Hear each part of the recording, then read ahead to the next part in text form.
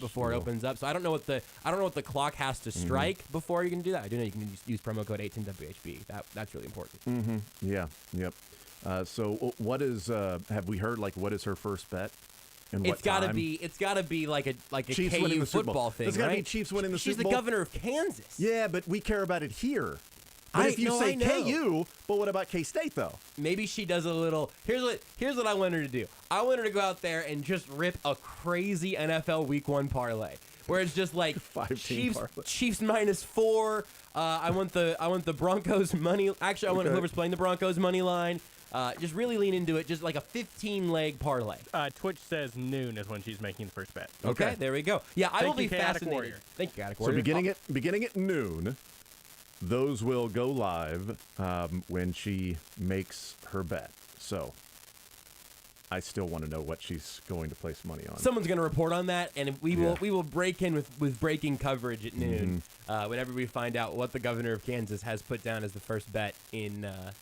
The first legal bet on sports in Kansas. There you go. That's pretty. That does kind of feel like a pretty big moment there. It's a huge moment. It is an absolutely huge moment. Whether you say 2 years late, doesn't matter. However many, it's there. It's here now. Yep. And so that matters. Mark Donovan talked yesterday about what's going on the Missouri side and things like that. So yeah, there's today's a big day. Do you think the governor of Missouri will rip a bong if we legalize weed over there?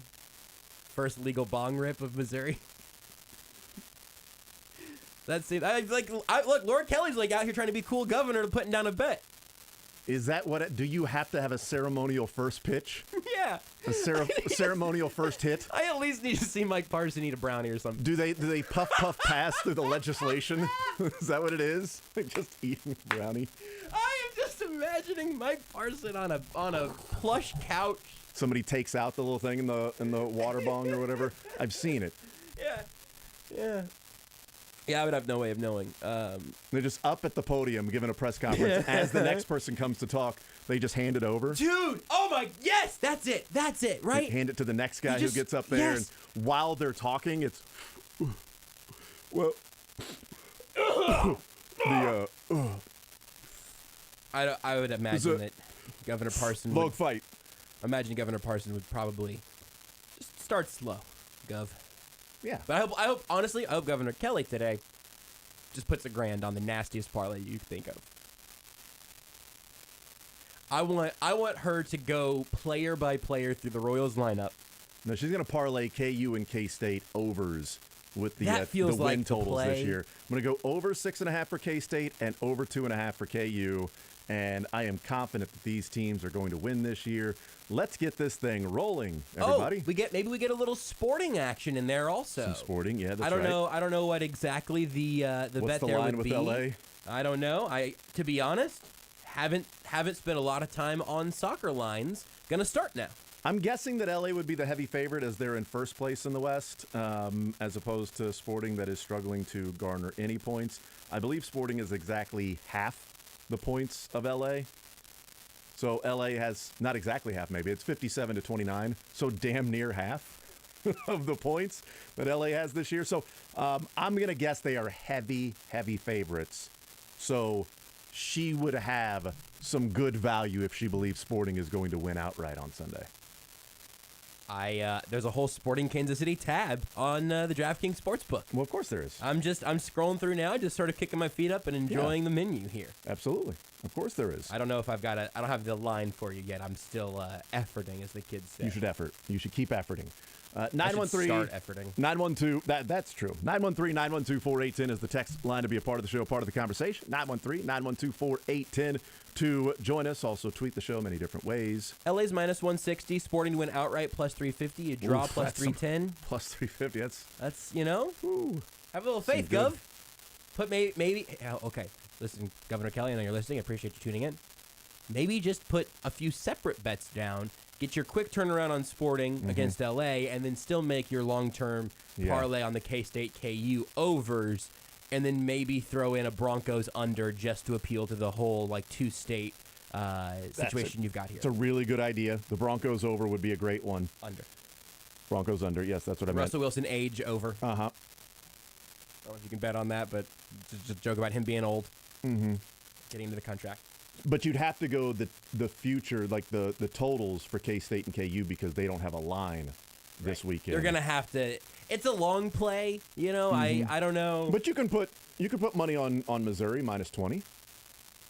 I know it's the different state, but just everybody around even if you're appeasing those in Johnson County or the west side of the state line that also root for the east side of the state line, 20.5. Ooh, the hook. Maybe she gets really intricate and she's like, I want to put $10 on Mizzou minus. I want to buy down the hook. I want to buy down the hook. I want to buy down the hook. Can I half. parlay this? I would also like to. Then she sits down at a blackjack table and she's like, yeah, I want to split the aces. Holy cow! Can you imagine? Oh, I love that. All of a sudden, it's been like 6 hours. Like, Governor Kelly, you've got a meeting, and she's just at the craps table, just losing her mind. Well, I'm looking forward to the time where you can be at a sporting game and walk right up to the window and maybe have some live betting going on. Walk right, or the kiosk, whatever might be there. You're at a Chiefs game eventually when Missouri gets off their arse and British, I love it. Does something. So when that happens, then at Arrowhead, go right up to the brick and mortar or the kiosk, whatever it might be. Just head up to the window, place a little money on some things that are going around the NFL, or before the game, head up there. Noon kickoff. You're there at like 11:15, putting some money, putting some prop bets, some game props as well. Yeah, and then that you get that little bit of extra revenue that goes to the Chiefs and stays with the Chiefs. That is not revenue sharing. So, I'm pretty sure they'd be in favor of that. Yeah, Mark Donovan talked about it earlier today, and they would like to have that happen as soon as possible. Here's something that just hit me from thinking about your time in Louisville to here. Like, if you think about it, look, sporting doesn't need the help atmosphere-wise. Children's Mercy Park, doesn't matter who is playing, if you're talking sporting or the current or national team games, the atmosphere there is bonkers every time. But you spent a decade in a city that cares about horse racing in a way that is completely unreasonable. Yeah. And I just don't believe in my heart of hearts they would care about it that way if it wasn't very easy to hold a ticket up in your hand and shake about horse in number 3. Like, that has to be such a quintessential part of that entire atmosphere. No, if you don't gamble, there's no point. What's the point of being there, right? Just watching some horse. Like you don't have a vested interest in, Hoof-Hearted, the number 8 horse. I still would, just because the name is so good. In the 7th race. Or you get Larry Colmus, who's the voice of the Triple Crown, that has the most amazing call where there were 2 horses, one name, My Wife Knows Everything, My Wife Doesn't Know, and they were neck and neck down the stretch. My wife knows everything. My wife doesn't know. Now my wife knows everything. Pulling ahead. My wife doesn't know. And my wife knows everything. And by head, it's going to be My Wife Knows Everything. It's a great call. It's an amazing call by Larry Colmus. It doesn't matter if at that point, that's what I've said. Like, they come together for 2 minutes for the first Saturday in May, but everybody's got 20 different horses that they're rooting for, so you're not even really coming together at that point. Yeah, I mean, look, 5-10 years, things will look a lot different, and we'll look back on this and say, what a momentous day that was, and getting with the times, because you can regulate it even more. You can do a lot of things that can just be simply better than the going illegal routes and having to deal with fat-faced Tony in a clandestine meeting on a Thursday night playing double-up catch-up with the Hawaii game. This is starting to feel like either a very specific reference or a very specific story from your recent past. Neither. No, I told you I'm not good at gambling. I don't really. You don't have to be good at it. I don't do it very often. Yeah. I'll dabble in it, but I'm not good at it. So. I think I'll play some futures, right? But I'm not going to be like. I won't be the daily. You're not doing lock of the week guy. No. Oh man, I love some lines during football season. And here's the part where lock of the week, on a day, on a month of the year, on a century. It's my 5-star game. 5-star game. I can't go wrong with a 5-star game. I've done a 5-star game one time every year, and I'm 25-0. I've never lost a bet. That could be. We should start doing that show. That show sounds incredible. I love, and was already checking out earlier today. I love the I love your 6 or 6.5 point teasers. Basically, is a short version of saying it. I love to go through and scoot a line around a little bit here or there because then you talk yourself into it and you go, well, look, I mean, the Chiefs getting 2 points is an absolute lock, and there's no way that It's free money. the Niners are going to lose. If I can get that back down to even, it's just a pick 'em. Well, I'll just take them if it's just a pick 'em. I will talk myself into one of those every week. I could commit. If DraftKings, if you're listening, and I know you are, if DraftKings needs to find another spot in this show to have us belovedly talk about them, I will give you a don't take it to the bank teaser of the week during the NFL season happily. I'll do that if DraftKings doesn't want to sponsor it. I will sponsor it myself through DraftKings. But I love that belief, man.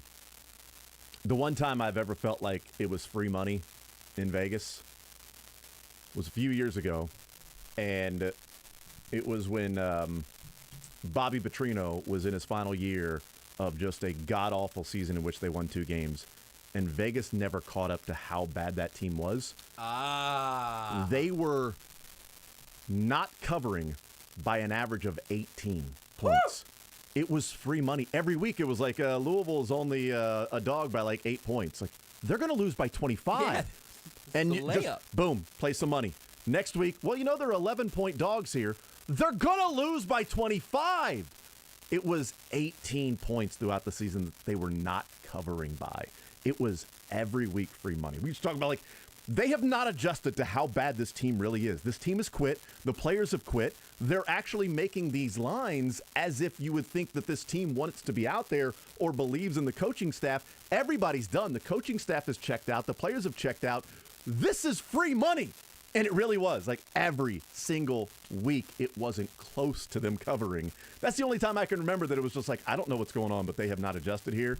And so I don't ever want to be like too close to the situation where it's like, the Chiefs minus 3.5 against the Cardinals. Yeah, let me throw a lot of money on that. And then they're up by 6 late in the game, and it's like 4th and 20 or something, and the Cardinals are like, let me kick a field goal. Therefore, there's like 4 minutes left, and we got an opportunity to get the ball back, and they end up losing by 3. And you're like, Chiefs were up by 21. How did this happen? It's crazy. Like the Bucs game, a couple of years ago when they go into Tampa and just dominate them. And all of a sudden it becomes a 1-score game. They're like, what the heck happened? They were throwing Tyreek had 200 yards in the first quarter. What the heck happened? Like, yeah, those are things that I try to avoid. But the futures, the totals, those are the things that I like because you think you got a feel on it. Like it feels like you got a pretty good grip on. Well, if the Chiefs win less than 11 games, something went terribly wrong, and that's okay. Like I can live with that.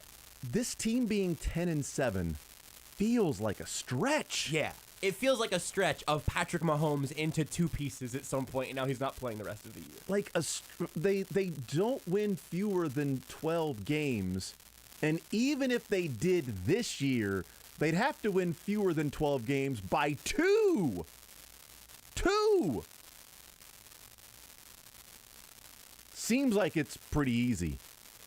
But they don't just, they don't build those big casinos because they're wrong. Right. Well, and sometimes, like to the Louisville point, sometimes it's a matter of just figuring out where the public hasn't caught up, and just be a matter of people weren't paying attention or cared. Yeah. Or why hey, would look, they? if you could come up with a reason to bet against Alabama football, you would be able to feel really good about that because you'd be on the other side of the world. It's just that, that specific example doesn't really work because Alabama doesn't lose football games. Yeah, you think people all week were like, you know what, man, I can't wait for this Georgia Tech. Right. Oh, God, that's no thank you. I'm going to watch something else. By the way, Rudy just texted and said Cats by 90. Okay, that's fine. Football school. Football school. That's exactly what it is.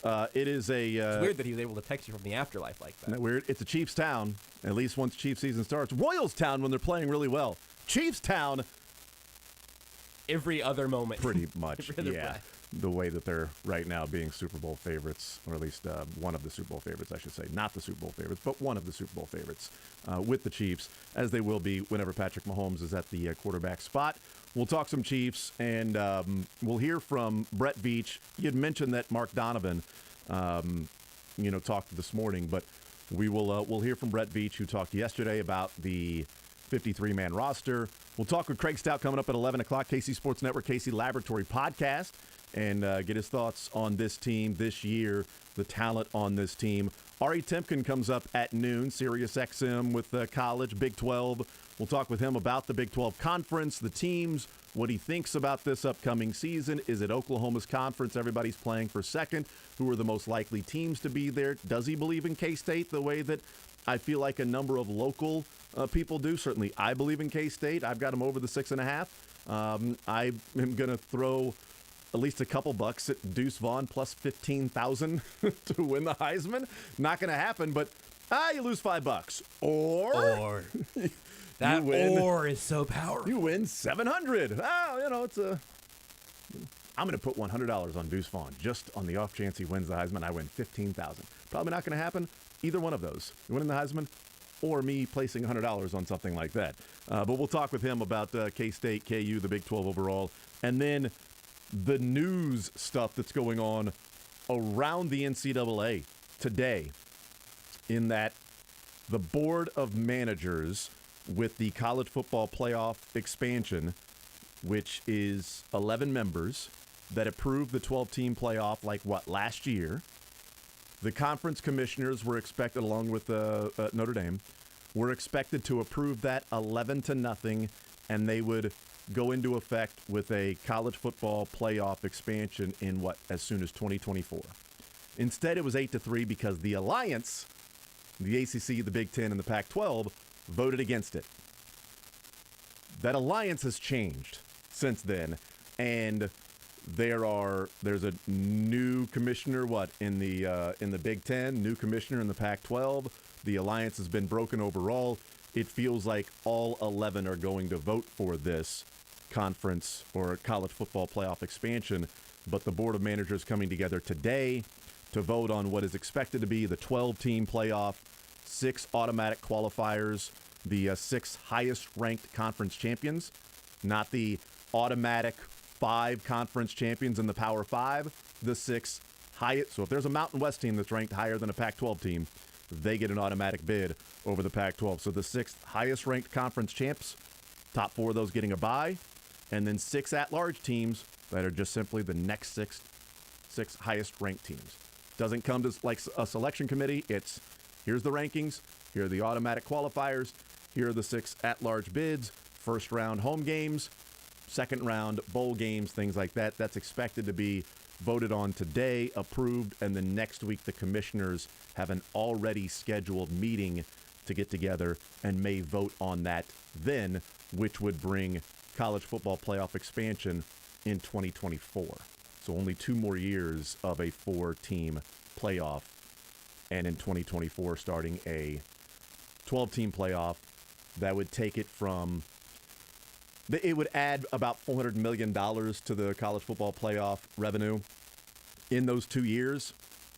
And starting with the 2026 season, it's expected to go up from $600 million to $1.2 billion when the rights are then open again, because ESPN has the rights until 2025. So they would get 2 years of the college football expanded playoff. So that's going on, along with the NCAA announcing deregulation in how they are going to rule on infractions. They are also dissolving the IARP that Kansas is involved in, that these other universities and basketball programs are involved in, that came about in 2019 when they had the College Basketball Commission, and a couple of years later, they have voted to dissolve that. They are not going down that route anymore, but the grandfathered in schools will still be going through the IARP. One of the new penalty structures and infractions moving forward will be the NCAA saying they will not penalize and impact players and coaches not involved with the infractions. That would mean no more postseason bans for a team with the players that were not involved, obviously. Which makes sense. Quick editorializing makes sense. But that does not include what's going on currently with the teams that are being ruled on by the IARP. There's a lot of gray area here. Because if the IARP... With the NCAA? Yeah. Well, that doesn't sound right, Jason. What this does, and this is a quick aside, it is, I promise, Beards, it's a quick aside. What this does is, I've said for a while that Kansas will have no legal bearing in court if they are given a postseason ban or Bill Self given a show cause or whatever it might be, because they'll just simply go to court and say, we don't think they can do this. And the judge will say, are you a member of the NCAA? Yes. So you agreed to the bylaws beforehand? Yes. The bylaws say they can do this. Sorry. Bye-bye. Penalty is, it stands up. This gray area, to me, opens up a legal challenge if they then say the NCAA themselves has already said this penalty is too punitive for the current players on the team, and yet they still gave a postseason ban to whatever school it might be that is going to, like Arizona and, obviously KU and things like that, and Louisville, teams that are now being, judged by the IARP if there's a postseason ban. To me, Kansas now has legal footing to a certain degree to go and say, yeah, I know these are the bylaws, but the people that have come up with the bylaws in the NCAA, they themselves say this is too punitive. So I think it's going to be interesting to see what happens with that. So there's a lot of NCAA stuff going on today and yesterday. Just a ton of deregulation, no more postseason bans, a new committee on infractions, no more IARP, and a 12-team playoff. In the last 24 hours. As long as it all takes as long as possible to hash out, it will still be the good old NCAA. That's mission number one, is that it will be... Waste my time. No, it will be streamlined, and they will actually finally have a public database where you can follow along with where the case is, because you don't have that now. Sounds incredible. Right. As Patrick Mahomes once said, I will see it when I believe it. Want to see more of The Zone? Watch the show live on the Sports Radio 810 WHB Facebook, Twitter, YouTube, and Twitch.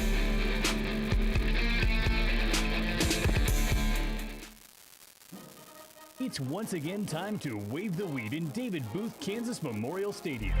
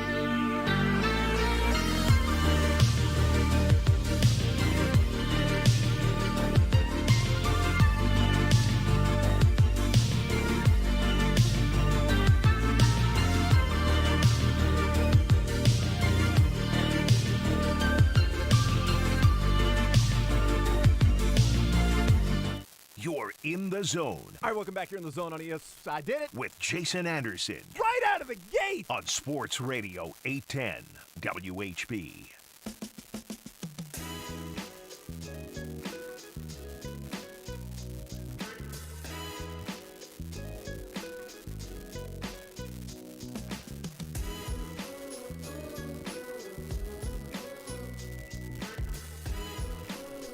All right, we'll continue right here on Sports Radio 810 WHB. Jason Anderson with you. Joshua Brisco, Beards. We'll hear from Craig Stout coming up at 11 o'clock.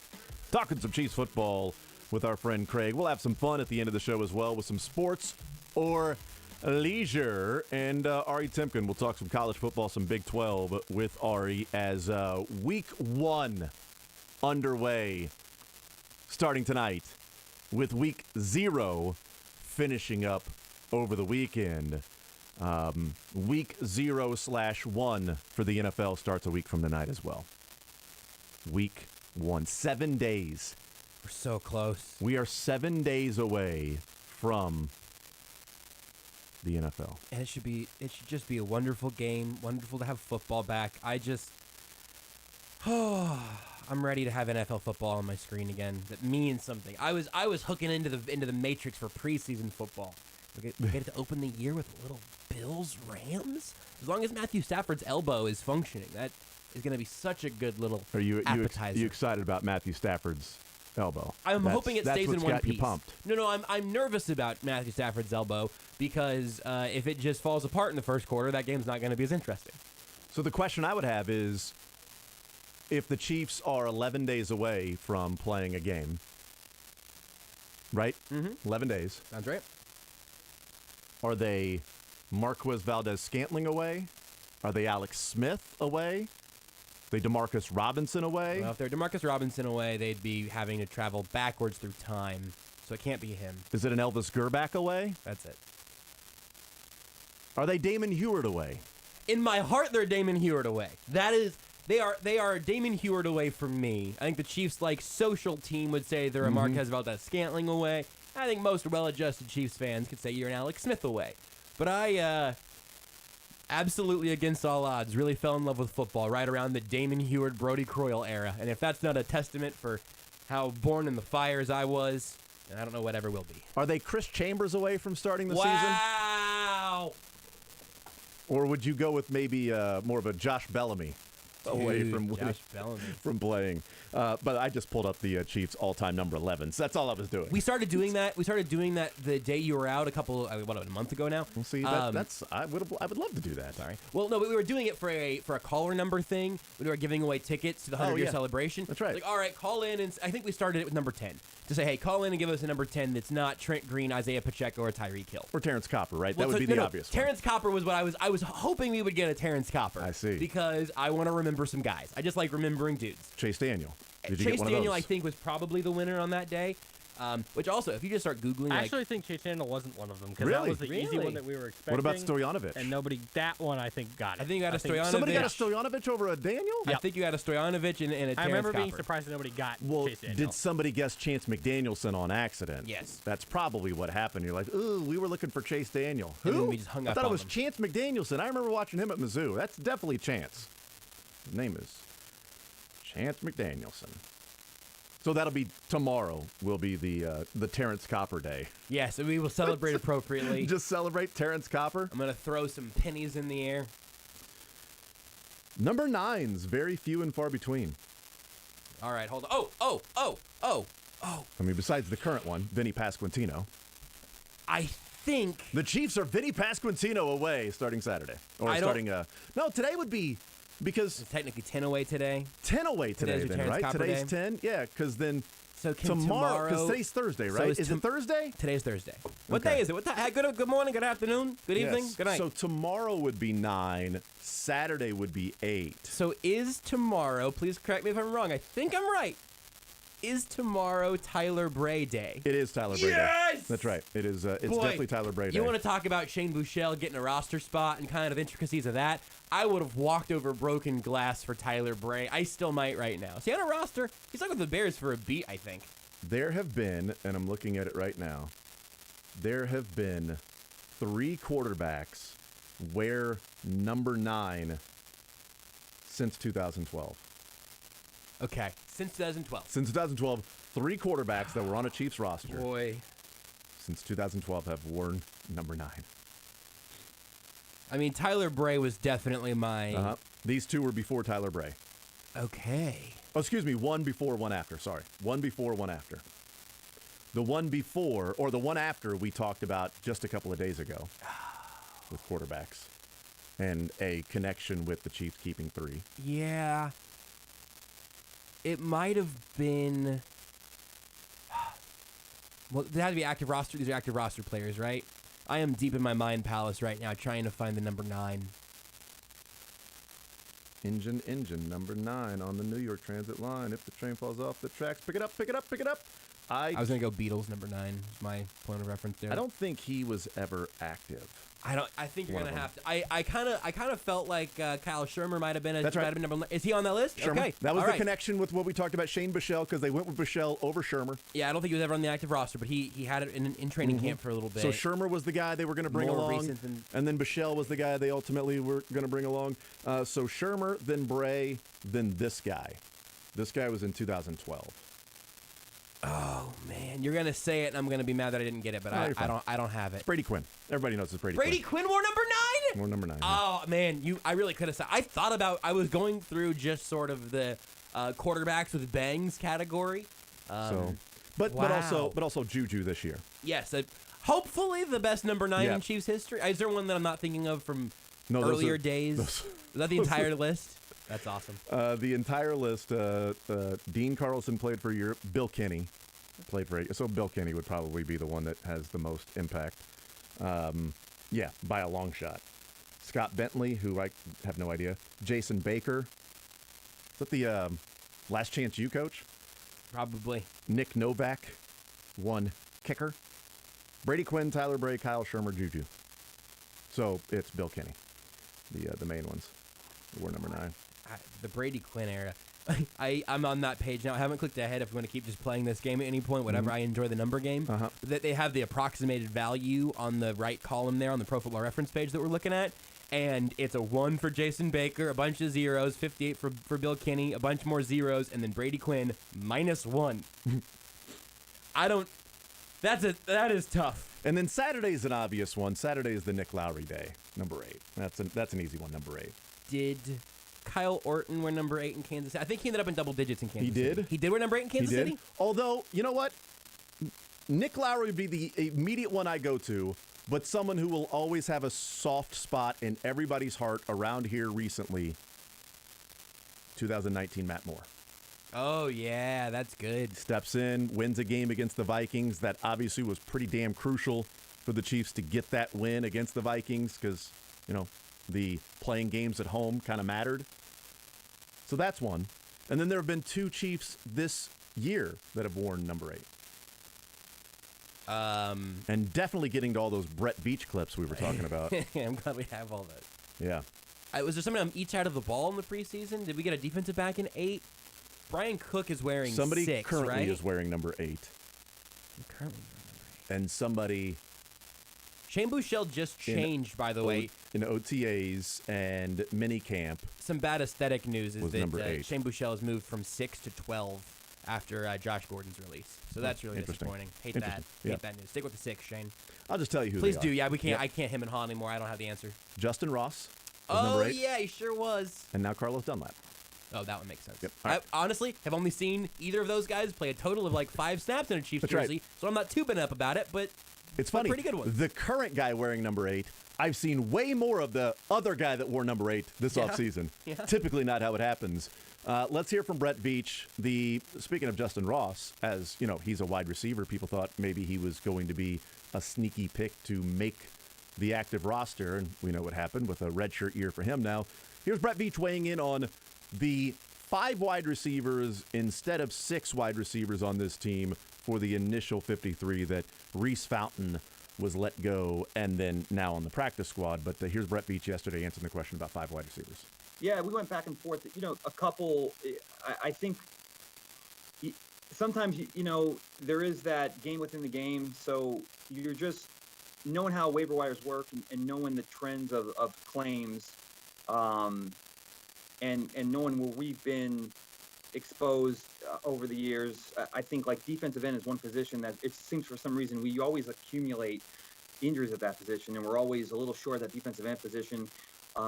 We have a couple older veteran guys at that position as well, and we thought that there would be a good chance to go heavier on that and have the opportunity to come back and have these guys like Doris ready to go and put them on the practice squad. So it's never easy, and you kind of go back and forth, and you're trying to work the system to get all these players. And we had a lot of good guys that we cut that we thought were 53-man caliber roster players, and a little bit of it is just calculating how the league works as a whole. And we're able to make these roster decisions, and then, as you mentioned, Sam, sign some of these guys right back to the practice squad. And as I mentioned and Doris is one of them, we had a good conversation. I mean, it'll just be a matter of time before, we're going to need him, and he'll be on the team at some point in such a long season. So I think it worked out in that regard.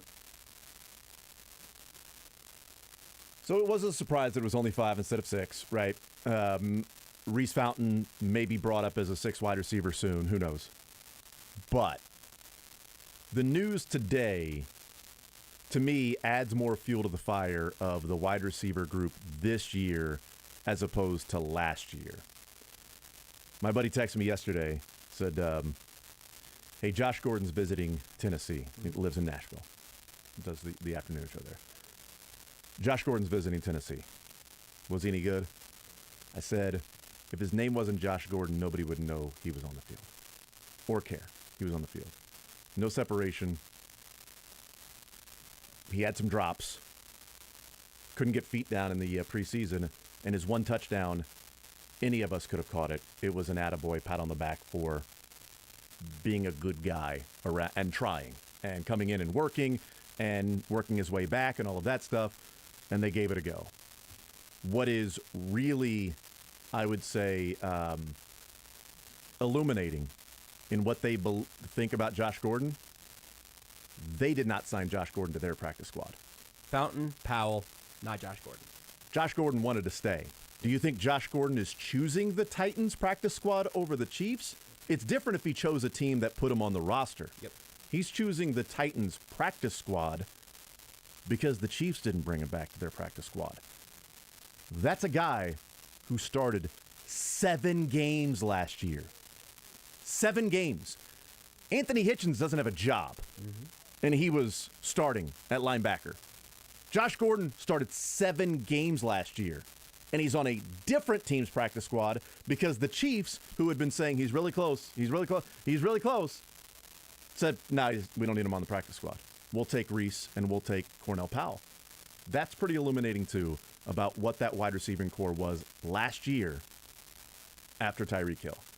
That DeMarcus Robinson is on his 2nd team of the offseason. Did he make the Ravens squad? I didn't even look if he made it. We were talking about so much stuff locally. But the Josh Gordon thing is pretty interesting. That not part of the Chiefs practice squad, but he's part of the Titans practice squad. And it's another team where fans might be, hey, you know what? A.J. Brown's not there. Josh Gordon, you see what he did here? He caught a touchdown with the Chiefs. Yeah, 5 receptions, 32 yards for the Chiefs. We'll see. We'll take a timeout, wrap up this hour next. Follow the show on Twitter at J810Anderson, at JB Brisco, at Beards McFly, and at Sports Radio.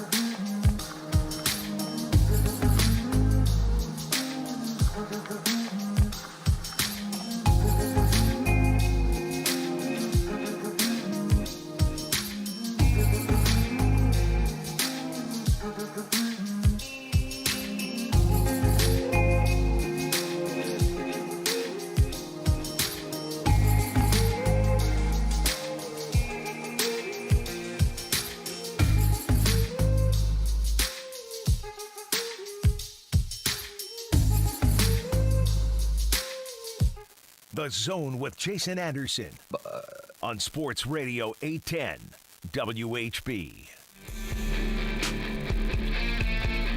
All right, we'll continue talking some Chiefs. On the other side, we will hang out with Craig Stout, KC Sports Network, KC Laboratory Podcast, get his thoughts on the 53-man roster. Any surprises or main takeaways, and then start to look at this season for the Chiefs. Certainly a running back conversation, maybe. I don't know. Also, if this team is, we had the conversation talented versus better. Is this team more talented than it was a year ago, 1 through 53? I don't think 1 through 5 or 6 it's more talented because Tyreek Hill was certainly up there. But 1 through 53, you can make a strong case that the team right now is more talented than what it was a year ago. Will it be better? Yeah, we'll find out. I mean, there's a difference. There's a lot that's baked into the word better. Or if you just simply look at across the board talent. So we'll hang out with Craig Stout, KC Sports Network, KC Laboratory Podcast that comes up next here in the Zone.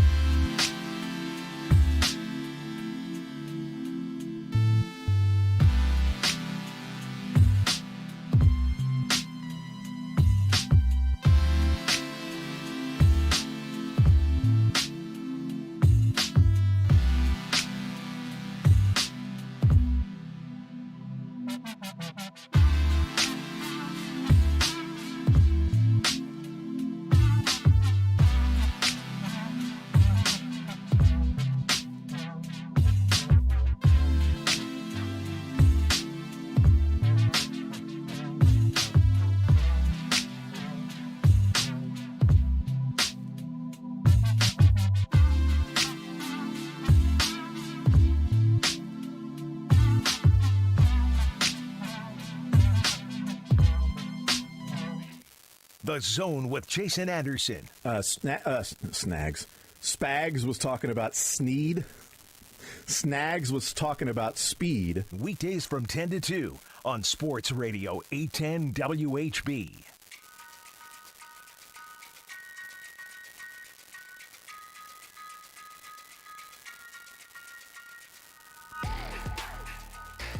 All right, we continue right here on Sports Radio 810 WHB. Jason Anderson with you. We head up until 2 o'clock. We'll talk with Ari Temkin coming up in the noon hour. Sports or Leisure today at 1 o'clock as well.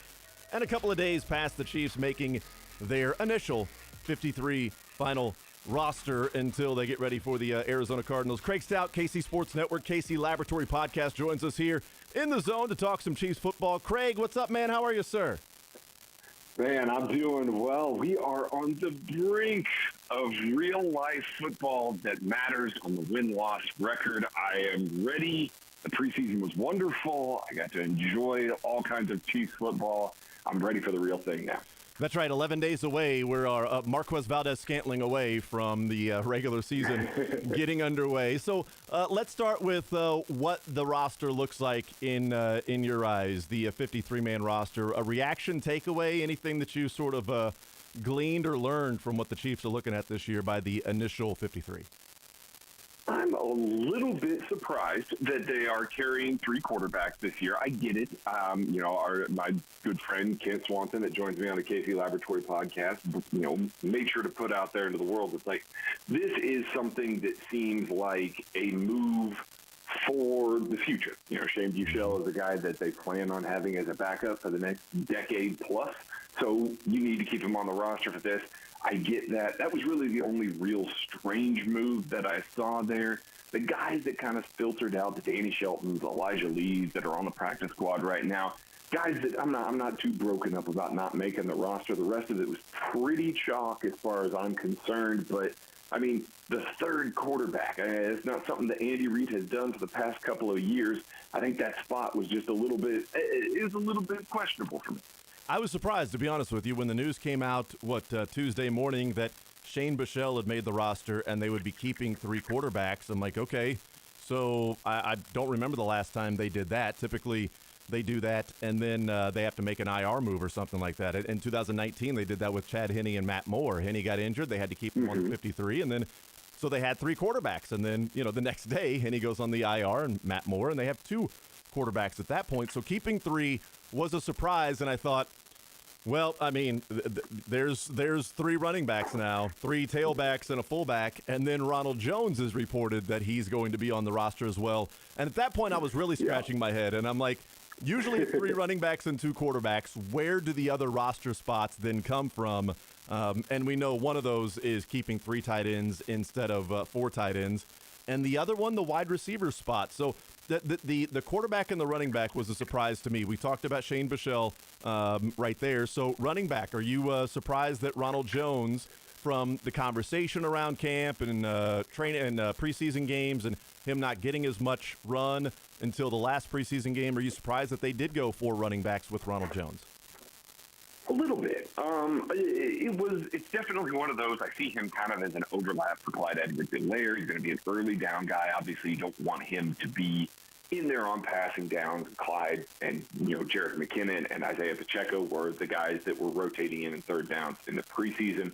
But then again, you see the way that he ran when it was between the tackles, and it was power runs. It was, kind of, as my good buddy Nate Tice calls them, at-you runs. These are things that are more directed towards body displacement, not these RPOs with inside zone and, outside zone sort of runs. It was more between the tackles, downhill sort of runs. We saw them run a lot more of those in preseason week 3, and Ronald Jones looked great doing it. So did Isaiah Pacheco.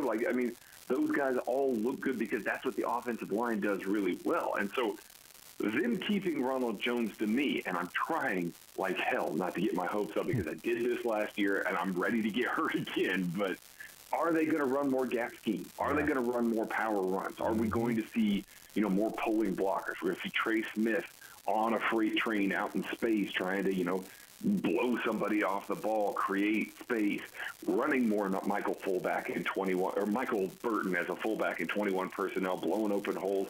downhill style runs. We know that teams are going to play too high structure against the Chiefs. They're going to do it a lot. I said in an article earlier this offseason, the way to beat that is just running the ball effectively.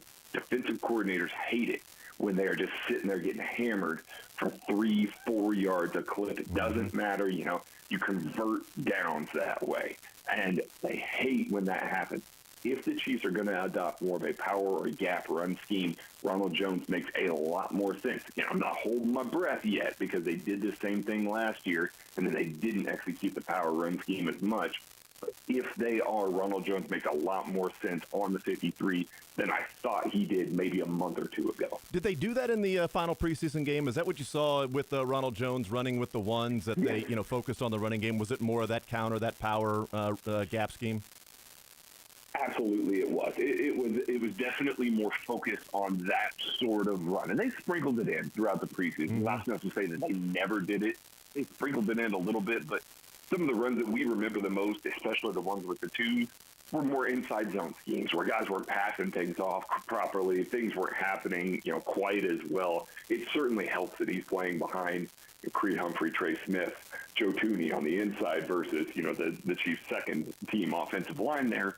But there were more schematic changes that has some more of those downhill runs, the zone insert runs, the things like that are more displacement-based rather than, combo block and climb like we see the Chiefs use under Andy Reid like 90% of the time there.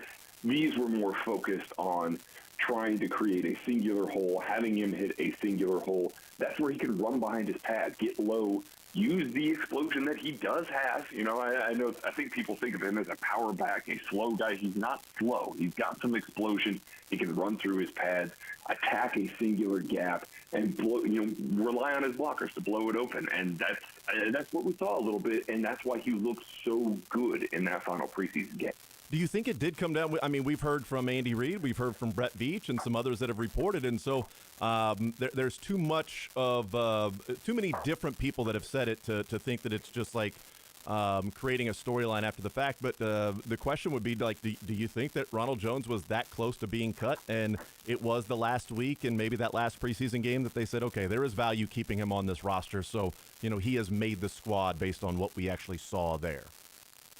I mean, boy, that's tough. I know. It really is tough. It does feel like a little bit of a talking point. I know they did it with Darius Harris as well, and Darius Harris is a guy that I feel like played well all preseason. Absolutely. They certainly said, well, he made the team at the last spot. I was like, man, you guys should have been keeping Darius Harris all along. But, I mean, I do think when they instilled more of those runs, I think maybe with Ronald Jones specifically, you can see the glimpses towards that. Like, hey, Andy, there are certain situations here where you're going to find teams that are just going to play with light boxes and maybe are a little light in the pants at the point of attack, playing some lighter, three techs, lighter defensive ends. We've got a power running game. Let's use it. And in those games, let's have Ronald tote the rock on the early downs there. And then when you move into some of these other ones where you've got less nimble guys and things like that, we're going to run some of these combo and climb, the inside zone stuff with Clyde Edwards-Helaire, what he's good at. And having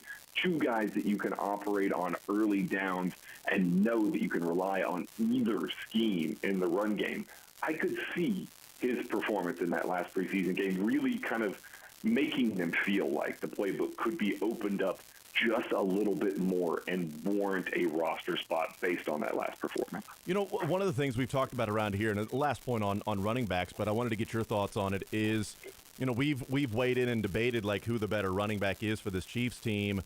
And so, I'll just ask you, like, who do you think is the most talented running back? Is there somebody different that maybe is the best runner of the football? Like, okay, here's the football, now go read the blocks and run. Is it different than maybe the better overall running back in your eyes of the four guys that are now on the roster?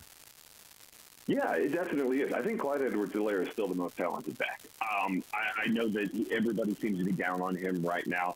I mean, that guy coming out of LSU was electric. He was absolutely electric in the passing game. He was absolutely electric running inside zone and duo stuff where he's reading the linebackers between the tackles. He's got really good vision. I know that, people can criticize elements about things that he misses and stuff like that, but he's an extremely talented back that I just don't feel like, whether it's health, whether it's him adopting the scheme in Kansas City, or whether it's Kansas City using him in the way that you would expect him to do. I don't think that those things have coalesced into the player that I believe that he can be. So right now, I think the most talented actual runner of the football is probably Ronald Jones. He's probably got the best vision. He's probably got the ability to one cut and go a little bit more. I know I talked about not running so much outside zone, but Ronald Jones can run outside zone very, very well, not to the point of like a Damian Williams, where you're going to see him, break off a couple 90-yard runs throughout the course of a season. But he will convert stuff just because he'll be able to plant his foot in the ground and get upfield, get to that 6 and 7 yard depth before he's able to be hit and tackled again. I think he's the most talented runner of the football. His problem is just you don't want him on the field in any passing situation because he can't pass protect very well. He drops the ball. So he's not the most complete running back. That goes to Clyde Edwards-Helaire. But I do think that he's probably the most talented runner of the football. Craig Stout is our guest, KC Sports Network, KC Laboratory Podcast. A couple of quick nuggets as well. The offensive line, the starters that we knew were going to be there, and then the 4 reserve players, 3 of them are tackles. Now, I know Brett Veach said yesterday position flexibility that, Darian Kennard can, be tackle, he can be guard and things like that, and getting used to the scheme and the fact that it was a big running offense that he played in at Kentucky. The breakdown of the positions or what the players are most comfortable at, that the 4 reserve players, there's only 1 interior offensive lineman. Do you think that changes before, Arizona, that maybe they're working the waiver wire and, 1 or 2 of these guys, placeholders? Or is it really going to be 3 tackles and Nick Allegretti as the reserve players? I think it will be 3 tackles and Nick Allegretti. I think, Allegretti's ability to play every spot on the interior is obviously invaluable. But I know we look at it as Andrew Wiley is the right tackle. I think that if they went through a grouping where they had to move a bunch of guys around, Andrew Wiley's a guy that would kick inside, and then they bring in a tackle to play right tackle. Maybe a Prince Tigawanogo or Garen Christian would kick out to right tackle with Wiley moving inside. He's certainly got guard experience. So I know that I did the same thing where I'm looking at it going, God, they're keeping that many tackles. But, Wiley is kind of that jack of all trades that can do a little bit of everything. So I think it gives them a little bit of flexibility there. I am very curious to see what the approach looks like once we get towards Lucas Niang, maybe coming off a pup, because that's a guy that's probably only going to play tackles for Andy Reid. He likes his feet, likes his length, everything like that. Like, he's probably only ever going to play tackle. So they're going to have to sort that out. Is he a guy that's going to be in the mix? And if he's in the mix, then are they going to have to shift some things around? Are they going to try and make some guys more available? Austin Ryder's on the practice squad, a guy that could be called up. They've got a couple of other guys that they've floated around there. I really liked Vitaly Gurman in preseason. I know that he's not currently on the practice squad, but a guy that you can keep an eye on is maybe making it back to the practice squad or a reserves deal or a futures deal in the next offseason or something like that.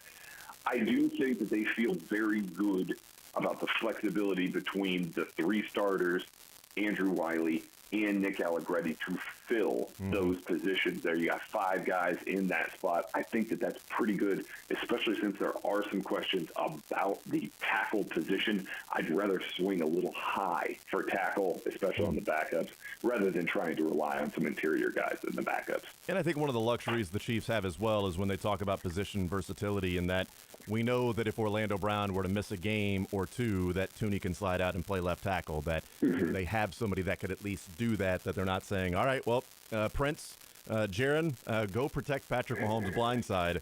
At least you feel like it's, all right, Tooney, go play left tackle. Nick, get in there at left guard. And you don't feel like you've taken such a huge step backwards at 2 spots. It's the Super Bowl against the Bucks when they were, just holes all over the offensive line because they had to move some pieces. So at least they have that in Joe Tooney. Craig Stout, KC Sports Network, KC Laboratory Podcast is our guest. The Chiefs typically keep 4 defensive tackles and 6 defensive ends. I thought this was a year, Craig, that they would go 5-5, that Danny Shelton and Colin Saunders would make the squad. And I didn't know that there was really value in keeping both Malik Herring and Kando, but they stayed true to what Spags has done since implementing the 4-3 in that 4 defensive tackles and 6 defensive ends.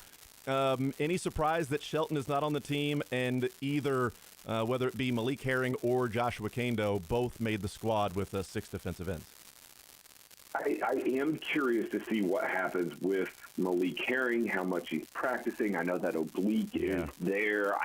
He was a guy, when I saw that he made the roster immediately, I went, is this going to be a Blake Bell situation where he's going to go on IR, for 4 or 5 weeks, and then they're going to try and bring him back in the rotation as they need to. But no, it's not horribly surprising. I feel like Malik Herring played better of the two in the preseason, and obviously Joshua Kando has an incredibly high upside, a very high athletic ceiling, a guy that just needs some more coaching. And his injury last year, prevented him from getting some of that on-field stuff. So they obviously feel good about what he can bring to the table in the future as well.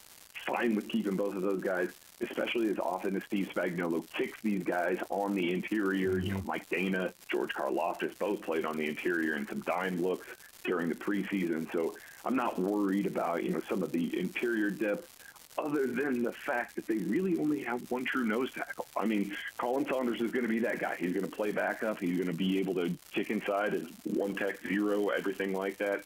He's going to be that guy backing up Derek Nottie. And he had a really good preseason, but he's not a guy that's eating double teams and holding up at the point of attack. He's a penetrator. He lives in the backfield. He makes plays in the backfield. That's what his best attribute is.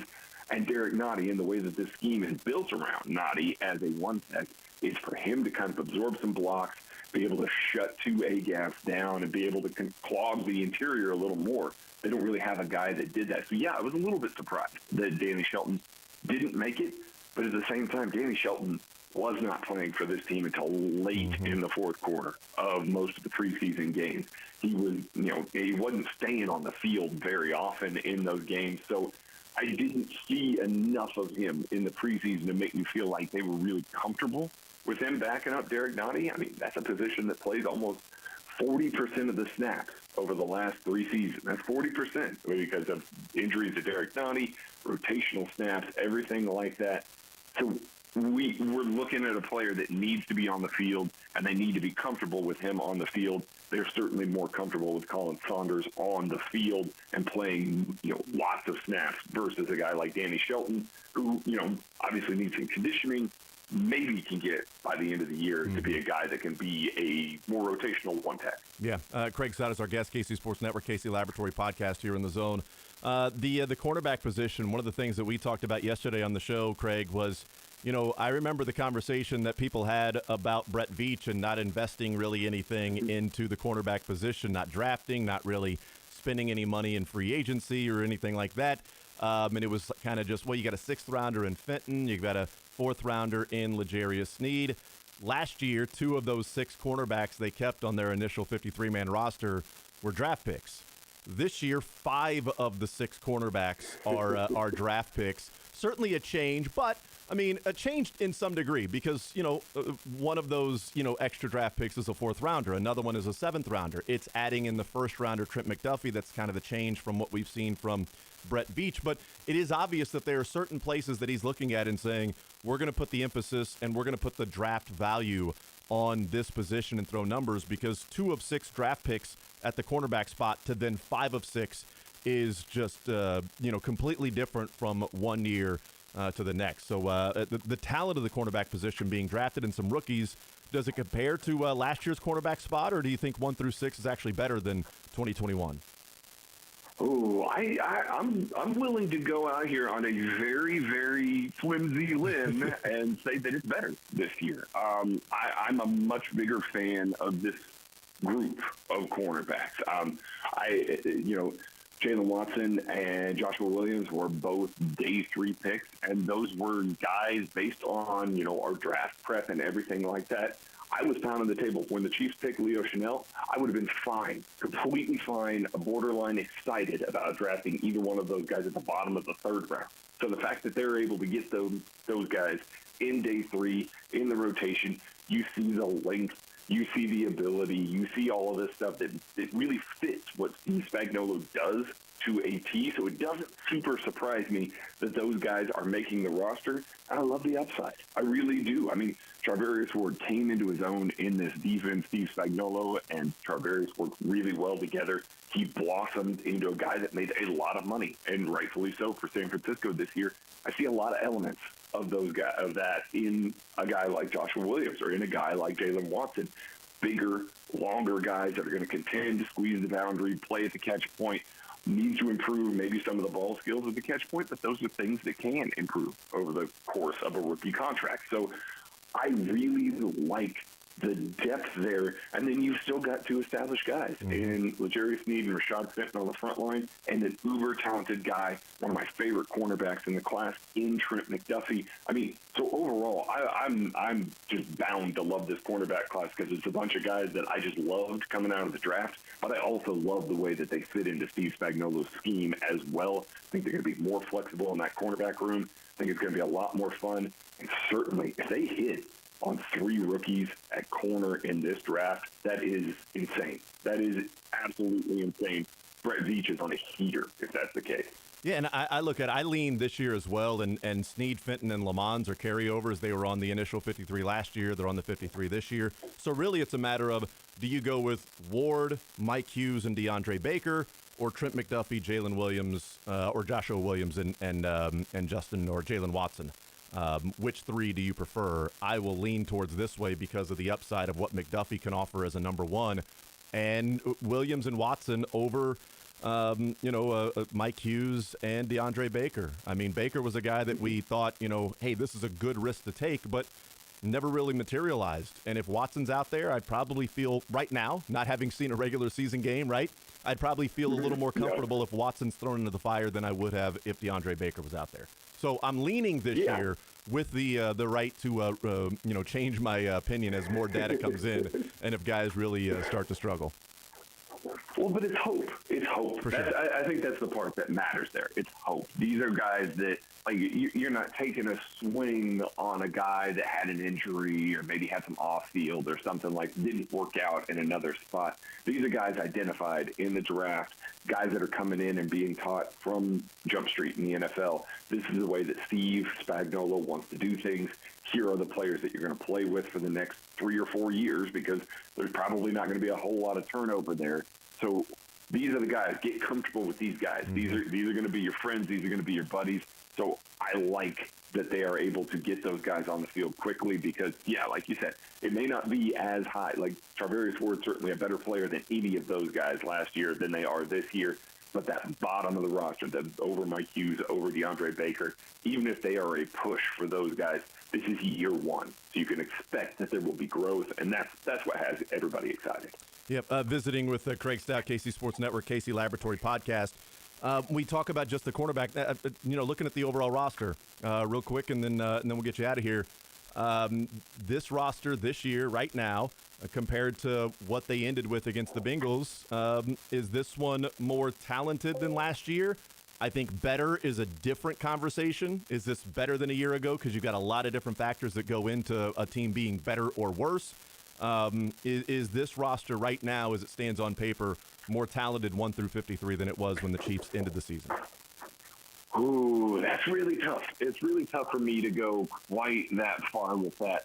Listen, as much as Tyreek Hill is maybe trying to damage his reputation in Kansas City right now, Tyreek Hill, the player, is just is such a massive loss. I am high and hopeful on this offense. I think that they are going to be a very good, top 5 offense in the league, which is awesome. But Tyreek Hill is just such a game changer that I can't really say better. I like maybe some of the offensive line depth a little bit better last year. But that being said, I like the defensive line better this year. I like year 2 of these linebackers even better. And I like the cornerbacks a lot better as well. So there is some give and take. Yeah. I do think that I am more excited this year as a Chiefs fan to watch this team because my expectations are, kind of all over the place here. I do expect that the offense is going to be good. I do expect that the defense is going to play hard. But after that, I don't know what to expect. And so there's a lot of permutations. There's a lot of outcomes here. They could be bad for long stretches this year, and I'll be a lot more forgiving because of the swings that they're making, the types of things that they are trying to do, the way that they are trying to rebuild this team. So I'm not willing to say that they are better than last year, but I am in a more comfortable place with this roster this year, if that makes any sense. Yeah, absolutely. I lied to you. I know that I said that was the last one, but real quick, we had a conversation yesterday. I meant to bring this up with the initial part of quarterback and running back. Blake Bell would be on this roster if he was not injured, and he would be part of that 25-man 53 for the offense. Who's on the roster because Blake Bell got injured? Ooh, man, that's a heck of a question. I think it might be Joshua Kando. So you would go 26 and 24? You go 26 offense, 24 defense? 26 and 24. Interesting, okay. And he has done that in the past, so I would go 26 and 24. Nice. You and Brisco on the same page. Brisco went that way. I went Michelle or Ronald Jones. I guess I kept it simple and just looking at offense for offense. But he went Kando as well. You went Kando, so well done. Nice job. Both of you on kindred spirits, that mind melding. Craig Stout, KC Sports Network, KC Laboratory Podcast. Craig, you're the man. Really appreciate it, sir. And we'll talk soon. 11 days away from the Chiefs getting underway. 7 days from NFL football. Appreciate it, man. Talk to you soon. Hey, appreciate you too, Jason. Thanks. All right, there's Craig Stout, KC Sports Network, KC Laboratory Podcast. We continue rolling along. We'll talk with Ari Temkin coming up at noon, Sirius XM and Big 12. And you know what? Also with the Dallas Cowboys Radio Network. But we'll talk some Big 12 football, some Big 12 sports with him, with the reports of the TV network negotiations going on, but then dialing that back and then saying that's not actually what's happening. They're not opening up this conversation to then activate a clause where Texas and Oklahoma can leave early. So I want to get his thoughts on that and certainly the actual teams in the Big 12, what he thinks is going to happen, teams he likes in the Big 12 this year. And, of course, college football playoff expansion on the docket with the board of managers, the 11-member board, to approve a 12-team playoff, which will then go back to the commissioners, which is what we had last year. That was not approved, that it was supposed to be, people thought it would be 11-0, that it would be unanimous because it has to be unanimous. Instead, it was 8-3 because the alliance, the ACC, the Big 12, or excuse me, the ACC, the Big 10, and the Pac-12 all voted against it. Turns out since then, things have changed, and it seems like there's real momentum for those three conference commissioners to vote for the expanded playoff as soon as 2024. So we'll talk to him about that, and the NCAA making an announcement of deregulation when it comes to their infraction committee and the penalty structure that they will be handing down, and the dissolution of the IARP. Boy, a lot of stuff going on around the NCAA. So we'll talk with Ari coming up at noon, and then, of course, Sports or Leisure at 1 o'clock. We take a timeout. We come back. We continue rolling. More Zone right after this. It's Sports Radio 810 WHB. Take the show with you by listening live on 810WHB.com, in the 810 mobile app, or by subscribing to The Zone wherever you get your podcasts.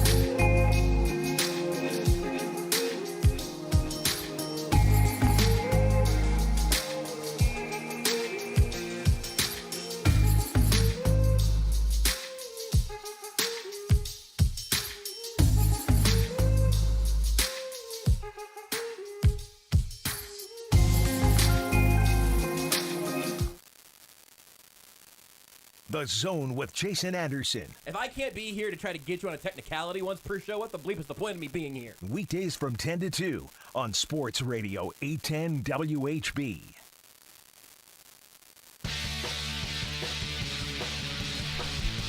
All right, we continue right here on Sports Radio 810 WHB. Jason Anderson with you, Joshua Brisco, Beards. We'll talk with Ari Temkin coming up at noon.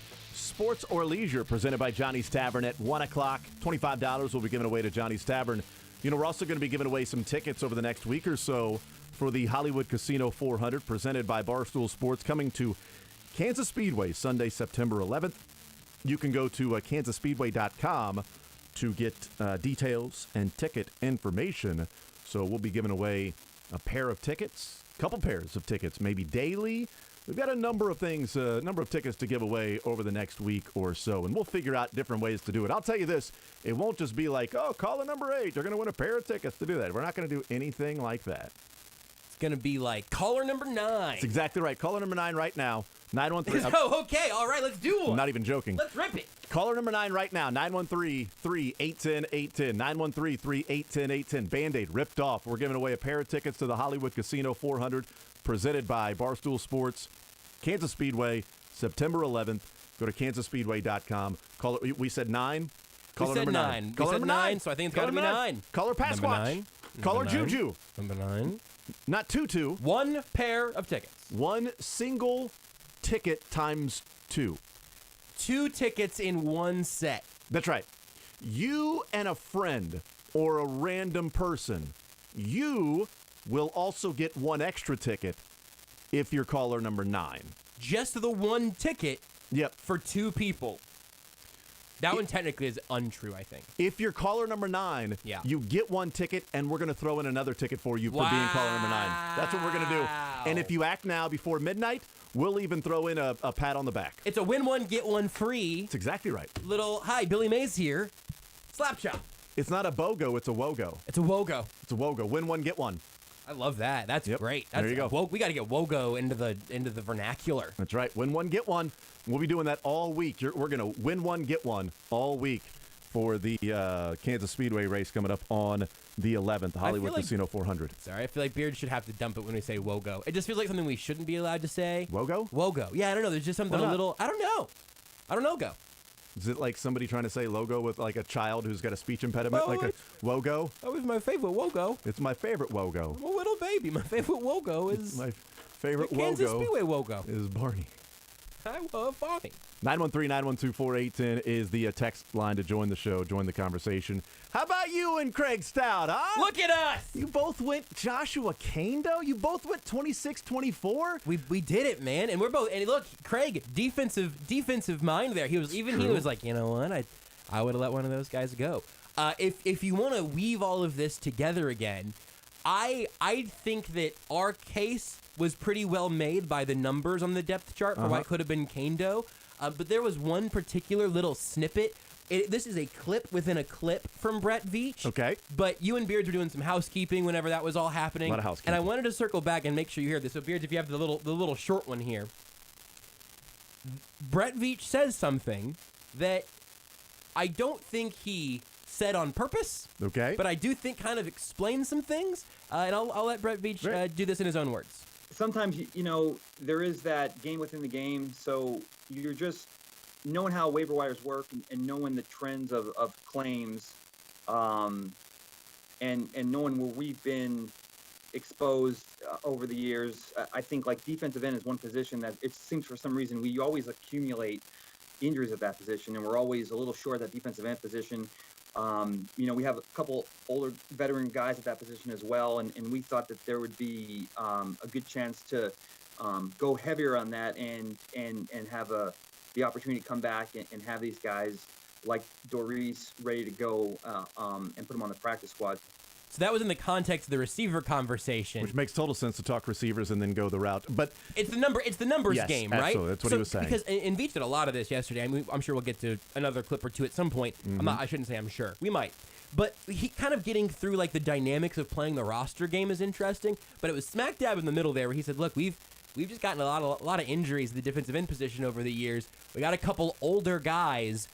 The Chiefs know Frank Clark's going to miss some games. They know Carlos Dunlap is probably going to miss some games, or at least he's going to be on a pretty tight snap count for some period of time. He ain't going to play 70% of the snaps. Right. And if he does, then something's going on. And then also within the game of the game there, you hear him talk about, hey, look, they either thought or knew they could get all their receivers through the waiver wire to the practice squad. None of their wide receivers were claimed. He mentioned that that's happened in years past. Last year, there were a lot of reports they really liked Tim Ward. They ended up waiving him, and then he got claimed by the Jets on the waiver claim there, so he never hit the Chiefs practice squad. I don't know for a fact that's who he's referring to there, but whenever you look at, like, just athletic freak sort of edge rushers, Josh Kando might have gotten swooped up somewhere else. Malik Herring might have gotten swooped up somewhere else, and they are planning ahead for there to be a real need for some depth at that edge position, and I thought that was pretty interesting. So let me throw a wrench into you and Craig's talk of Kando being the one on the roster instead of Blake Bell. Please don't put a wrench in me. He was talking about wide receivers and why they went 5 instead of 6, and that's when he brought up the defensive ends. So I think Kando's on the roster for Reese Fountain. Therefore, Blake Bell not being on the roster, there's somebody else that is on that would not be on. I took that as saying, I'm talking about wide receivers, but I'm going to tell you it's a numbers game. Like, for instance, we've got some older defensive ends, so we need to maybe keep younger, a higher number of defensive ends, kind of tying that in as to why only 5 wide receivers. So that sounds to me like it was Reese Fountain or Joshua Kando, not necessarily this guy's on the roster because Blake Bell got injured, and now they're only keeping 3 tight ends instead of 4. Yeah, I think that's totally plausible. I don't really... The part that I am most intrigued about there isn't really the one in, one out. We know Blake Bell's going to hit IR and eventually come back, hopefully. We know that we've seen how the roster has been pruned down now. Whatever the last guy on the bubble was, I don't know if there's a 1-to-1. I don't know if it's trying to preserve the integrity of positions versus who was the last guy on the bubble. You know, he talked about Shane Buechele quite a bit. Yeah. I don't know that Blake Bell's in. If you really believe in the value of having Buechele as your third quarterback on the active roster, I don't know that Blake Bell should be the guy who's able to tip the scales for him. Beach also talked about Ronald Jones a lot. Look at those guys right in that range on that bubble. A similar deal. I think I would lean still probably more Jones over Buechele if you want to play that 1-in, 1-out game. Yeah. The thing that I thought was maybe the most telling clip of his 20-minute press conference yesterday, though, was kind of getting out in front and saying, we've been hurt at defensive end a lot, and we know we are relying on some older guys that we do not expect to be finely tuned sports cars all year long. They are going to break down at some point, and so we believe in Malik Herring or Josh Kando, both from a roster construction standpoint, worth having on the team, weren't going to be able to get them to the practice squad, perhaps. And also, we believe that they can step in when, not if, but when they suffer some injuries. 2 things with that. One of them is something that we've talked about the last couple of days, and then Craig Stout brought up again in the previous segment, is Malik Herring and whatever's going on with his injury, the oblique. Yep. Is he going to go on the IR and Still makes a designated to ton of return sense. in Yep. 4 weeks? Or is he just fine? It was a small little oblique injury that, hey, it's all good. Like the Pittsburgh Steelers, Deontay Johnson and TJ Watt, both left the game against the Lions. Mike Tomlin said, regular season game, they would have stayed in. Yep. So it's do not worry about the fact that they came out of the game. Any player that's a starter that's going to have something happen like that, they're out. They're not going back in the game. Deontay Johnson and TJ Watt don't need the extra reps. Regular season game, they're probably back in the next possession, okay? So don't worry about that. Maybe that's something like Malik Herring. That's an oblique strain. We're listing it, but, he'll miss a practice here or there, take some time with this, but he'll be fine come September 11th against Arizona. That might be the case, but that also might be where they can make a move different, a different spot. Maybe that's where Danny Shelton comes back on the roster if Malik Herring goes on the IR. One other thing to keep in mind, too, is if they don't put Malik Herring on the IR and they go 6 defensive ends and 4 defensive tackles, we talked about it on Friday or Monday, just the day after the final preseason game, and that was Michael Dana is playing some defensive tackle. They are sliding him down, and in pass rushing situations, we saw him slide down inside the defensive tackle. And that is a sub-package So, yeah. adjustment, not them trying to move Mike Dana Right, to right, defensive absolutely, tackle. yeah. That is a NASCAR situation there. Yeah, but that gives you an extra defensive end, but it also gives you a defensive tackle that it's like, okay, do you need 5 when on obvious passing situations you may only be playing one of the 4 Yes. already, Yes, that correct. being Chris Jones Right. at defensive tackle, because it could be Dunlap, Karlaftis, and Frank Clark in there as the other 3. Yeah. It could be Dana and Dunlap and Frank. It could be Dana, Karlaftis and Dunn. Like, there are many different ways to go around it, but also Turk Wharton can freaking rush the passer. Sure can. So do you need that many defensive tackles if you're going in a way that Michael Dana can also slide inside and play some defensive tackle? Whether that is strictly sub-package on pass rushing situations, or is it from time to time, we'll actually put him in there as a defensive tackle, maybe on first down or second down, if somebody gets banged up in a game where we've only got 4 of those guys active. It's a particular break for a player here or there, something like that. That certainly is a possibility. So Dana gives them a little bit of flexibility to be able to do that. I know we need a break, but I want to play one more if we could, and that is you know what? Let's take a break. I want to see it. I just wanted to see let's the do- expression on Beards' face. I wanted you know to what? turn and see it. No, let's take a break, come back, and then We we'll can play play the this one. out in the last segment. We're gonna have a couple minutes to really loosen up. Yeah, in this because next segment. it's going to be different than what we're talking about with defensive line. I was thinking about playing a clip on the defensive line again, but let's switch it up. Let's take a break, come back. We'll talk about one of the things that Brett Veach said about the offense coming up on the other side. More Zone next. You're in the zone on Sports Radio 810 WHB.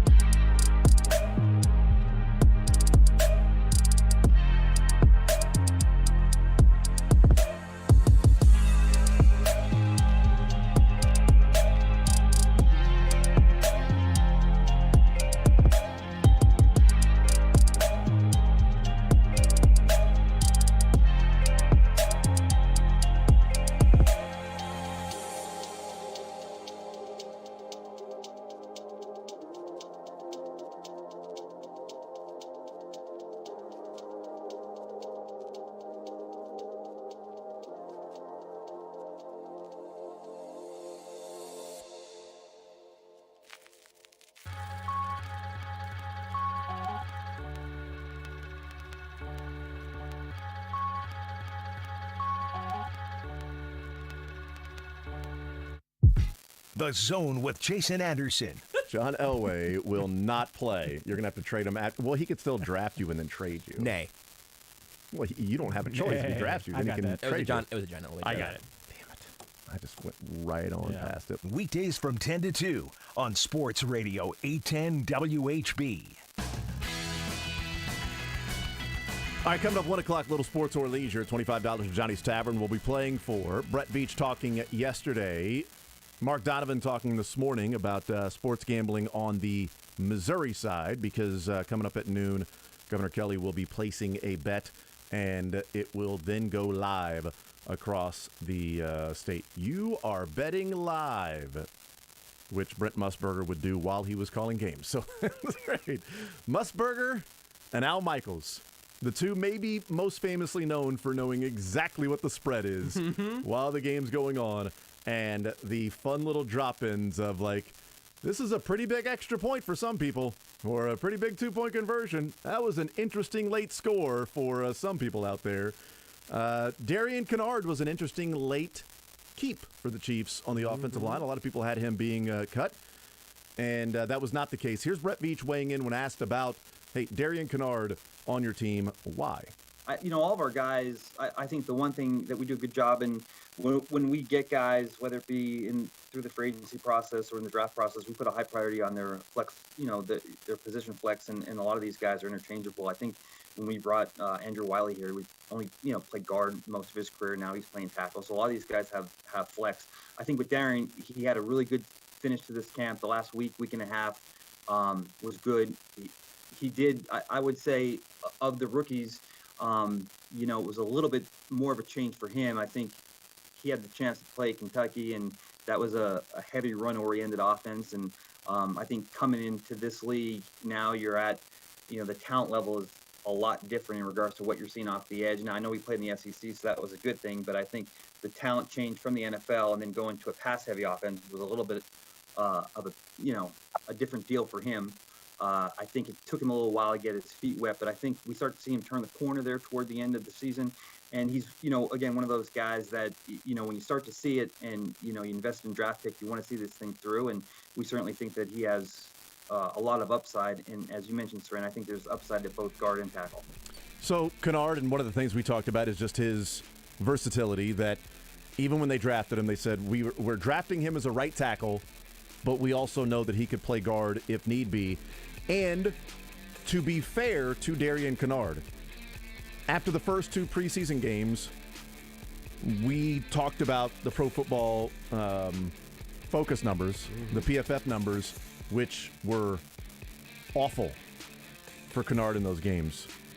An offensive number in week 1 of 47.5 and an offensive number in week 2 of 45.3.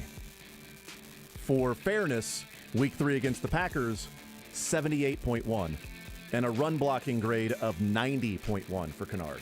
So if we're going to point out the first couple of weeks of, oh my God, he's looked awful, and the numbers back it up, then in fairness, what Brett Veach said coming on in the last week, those numbers at least would back it up. Ari Temkin next.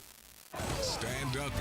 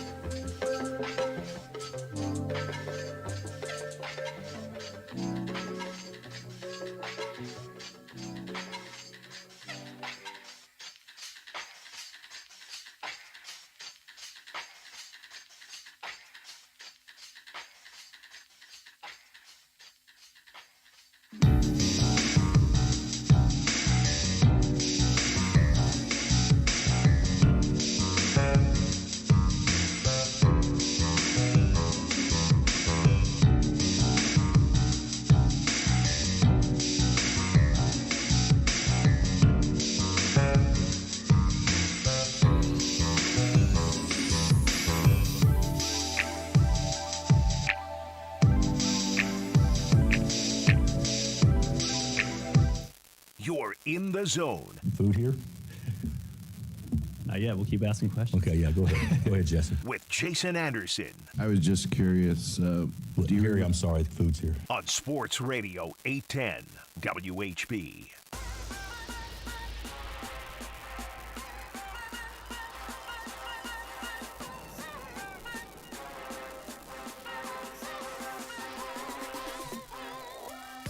All right, so it's live now. It is live as Governor Laura Kelly has placed the first wager in Kansas. $15 on the Chiefs to win the Super Bowl at plus 1,000. I have also made my first bet on DraftKings, promo code 810WHB. Devin Booker MVP, plus 3,000. Why would you go Devin Booker MVP? Is that on-brand Suns love you got? It's just because I love him. I mean, I love him too. He's my favorite Missouri player of all time. Yeah. Son. That's... Well, you also, Who turned his back I know, on man. his DNA. He could have been a his local pedigree. legend. Yeah, that's just my son's homerism. I want my first bet to feel good. This feels good. I'm going to go to Missouri where nobody's going to know I exist, or I'm going to go to Kentucky and be a one and done. Oh, what do I choose? I'm a lottery pick. What an idiot. Am I right? Dummy. Oh, I got a Final Four ring. I was on an undefeated team, 38-0. Stupid. That's what I say. Stupid. I put out the things yesterday that I will be immediately doing once the show's over today. Immediately 2 hours after it's actually live. All right, let's talk with Ari Temkin, Sirius XM College, Big 12, and also with the Dallas Cowboys radio network as well. Joining us here in the zone. Ari, what's up, man? How are you, sir? What's going on, guys? I guess put 100 down for me on Kansas to go back-to-back, which I know, Jason, is a bet you're going to make.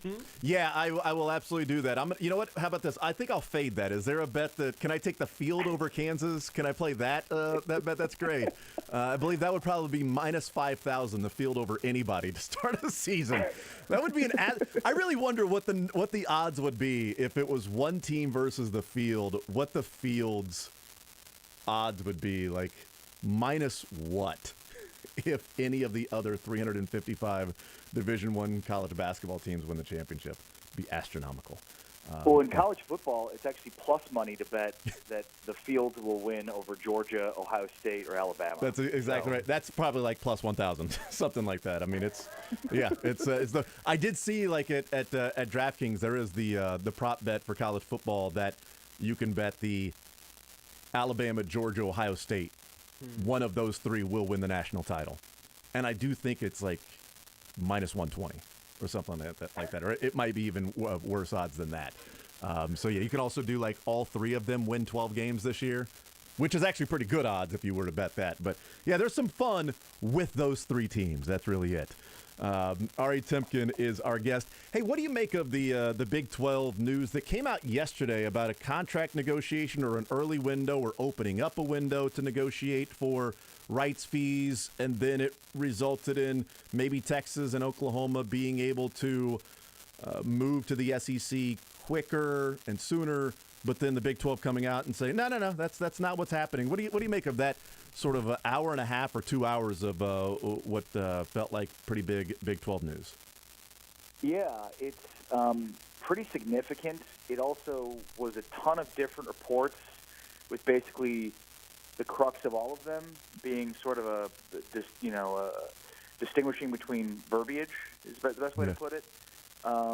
Number one, it's sort of amazing just how big a news television deals are across sports, but specifically in college sports because of how tied in they are to realignment and the future of college athletics. But it's just funny how big of a deal these stories are when, 20, 30 years ago, these things would happen without much fanfare at all, if anybody noticed, and just goes to show you how front and center this is. So, it starts with Pete Thamel of ESPN reporting that the Big 12 has opened up discussions with ESPN and Fox, their current partners.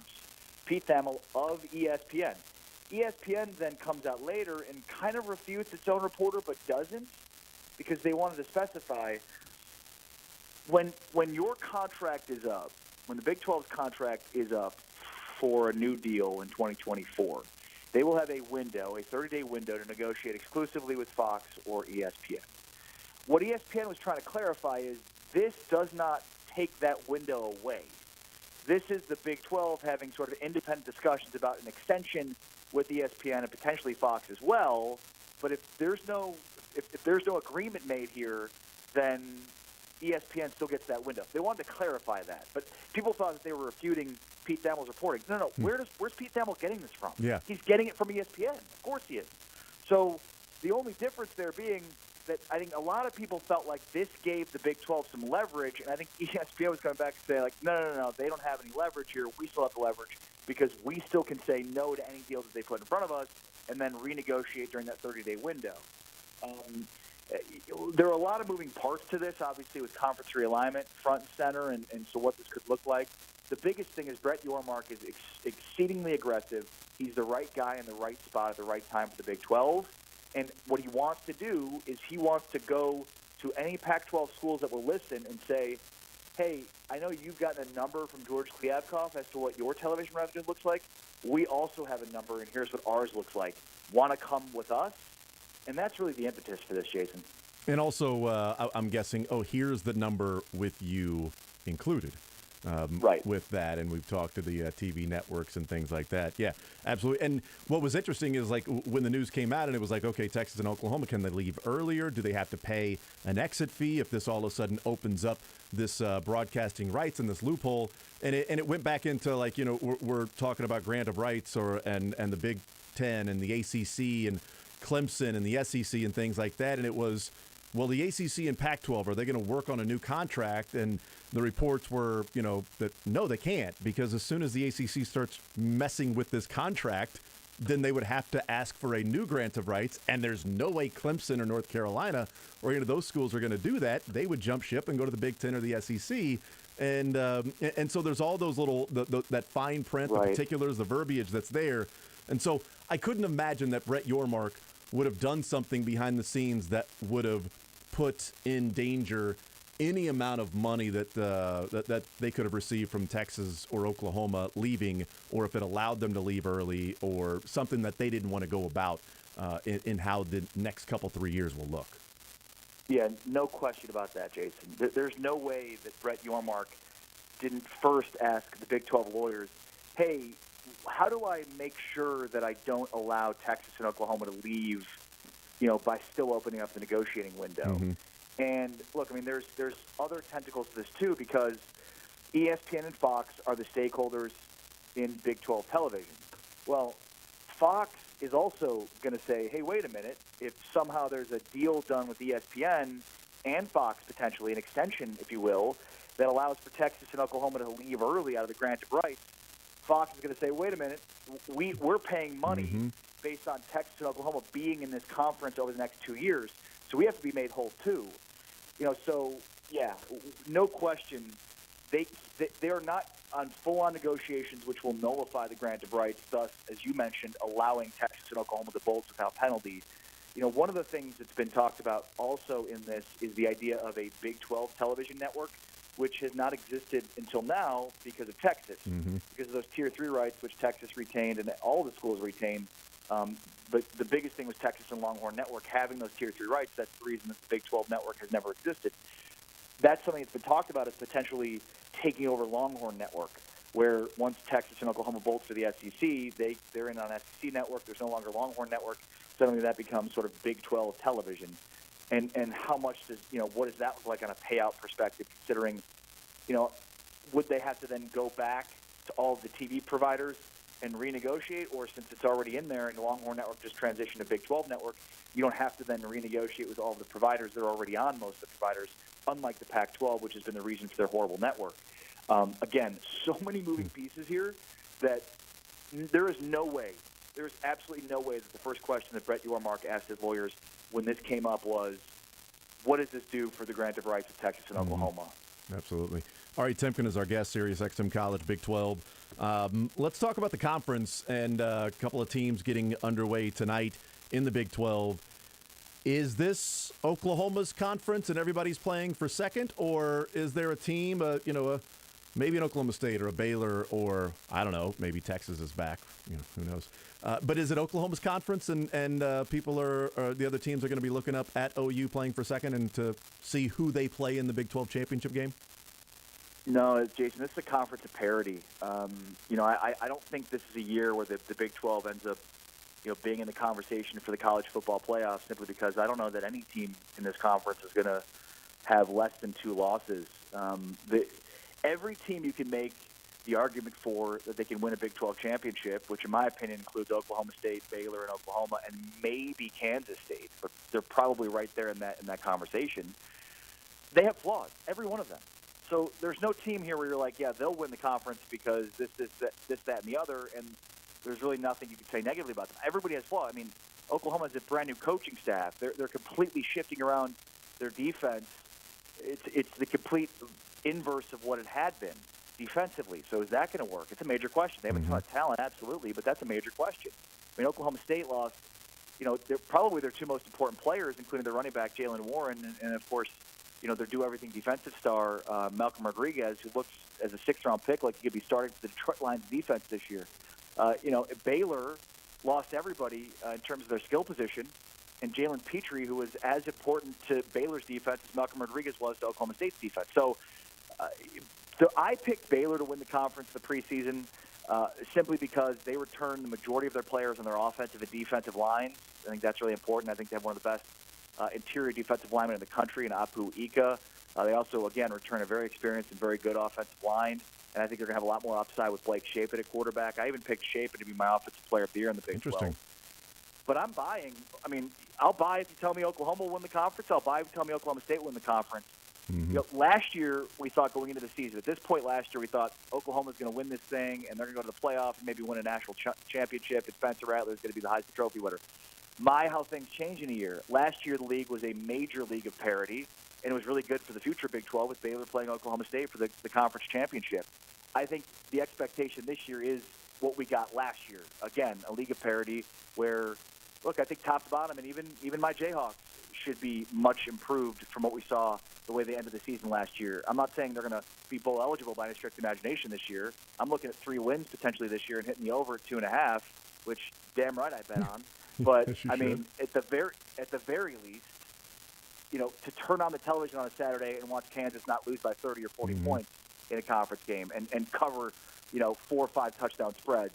So look, again, Kansas will finish 10th. I think, Texas Tech and a bunch of these other teams. It's like you can make a case for everybody else to like 5 or 6 teams in the Big 12. You can make a good case for them to be 3-win teams or 4-win teams. You can make a pretty good case for them to be 7 or 8-win temes. That's kind of how this conference should go this year. Yeah, the parity was so close last year that it came down to a yard, a foot, in deciding who the champion was in the Big 12. So it was that close throughout the season. Ari Temkin is our guest, Sirius XM College Big 12. You mentioned Kansas State, and it's a team that I like this year, and I'm bullish on what Kansas State can do, and I love the over 6.5 for K-State. Yeah. It's also a question of, Adrian Martinez, because Skylar Thompson, when he was healthy, K-State was different because he's such a good quarterback, and we know that because he impressed so many people down in Miami that Mike McDaniel said, we're not going to let him go because we're not stupid. So, I mean, with Skylar, what he was able to do, and that's awesome for the local kid. Adrian Martinez has been a conversation because, the close losses in Nebraska. Was it quarterback issues? Was it a bad decision here or there? Was it, coaching?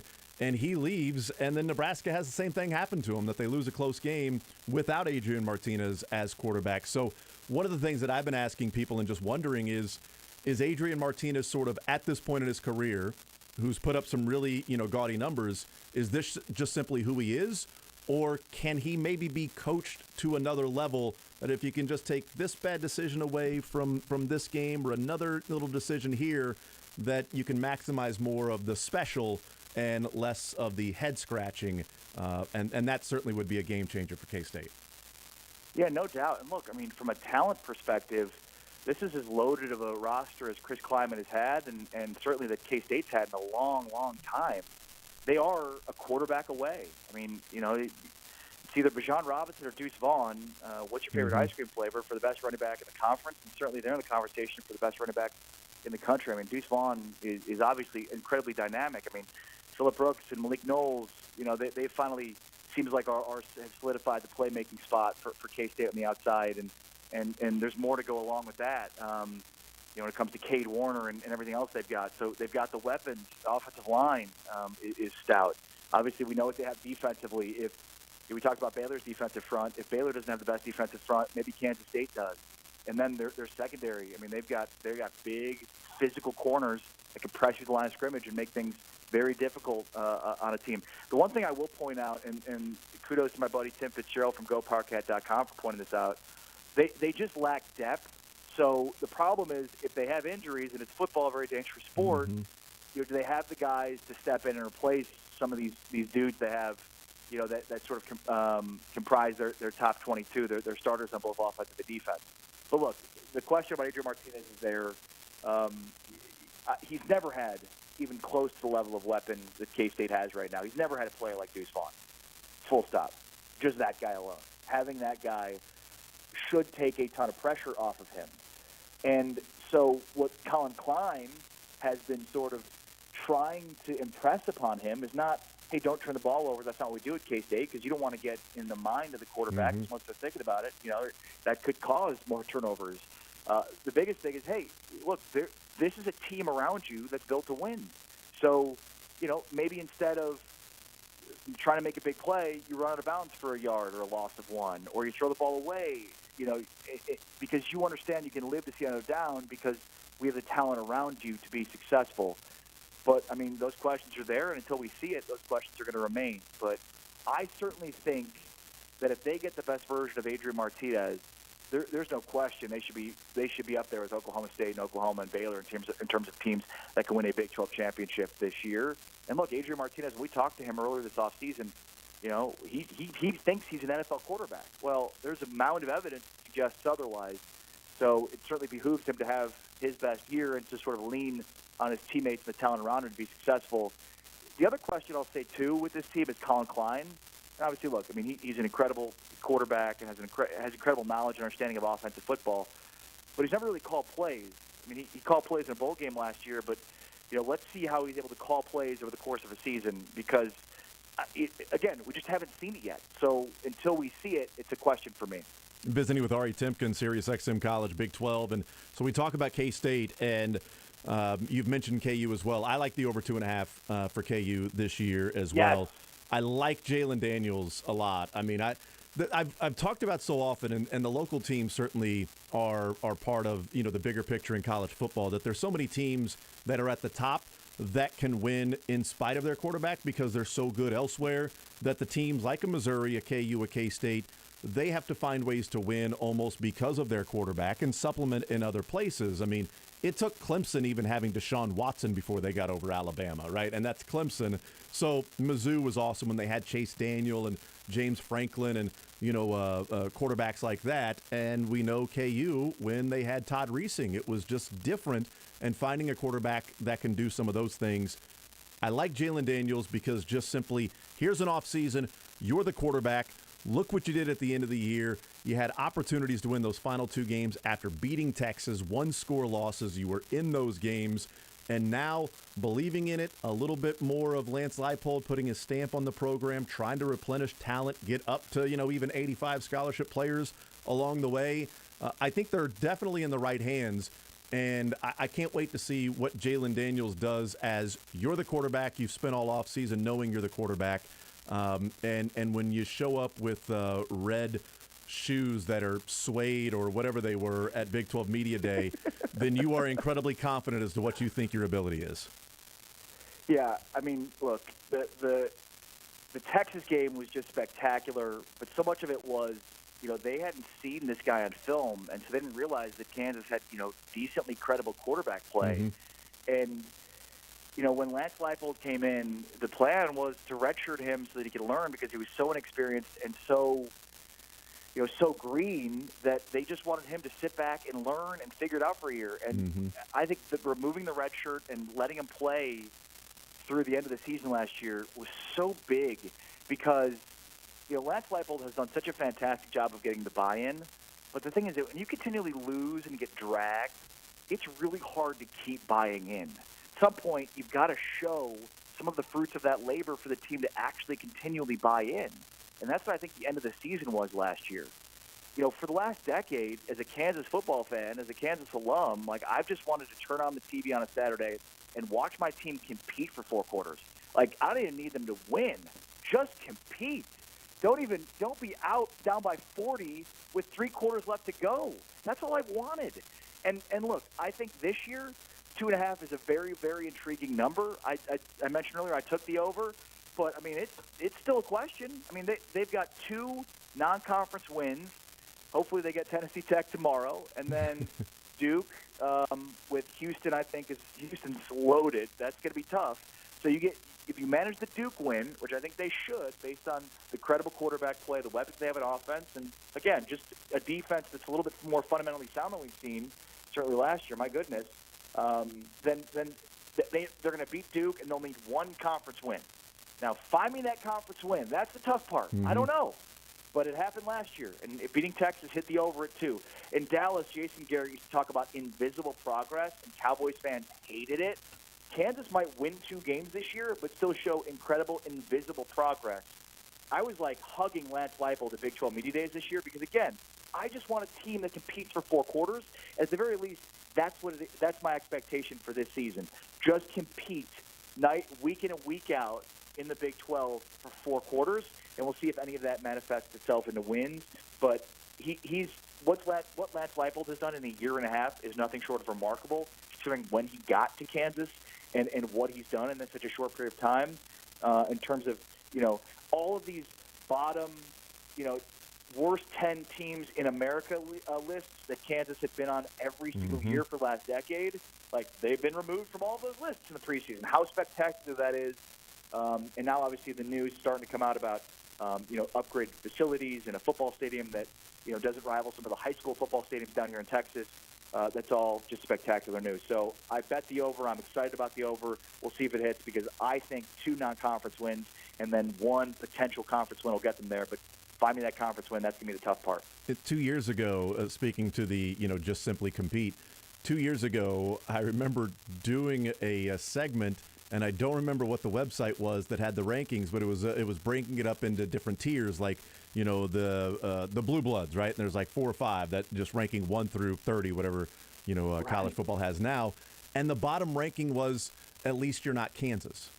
Like that was the name of that ranking of different teams, and it was like, wow, they had their own tier, and it was like rebuilding teams or used to be good and maybe can return, right? Texas every year in that, but it was like different tiers, and the bottom one was At Least You're Not Kansas.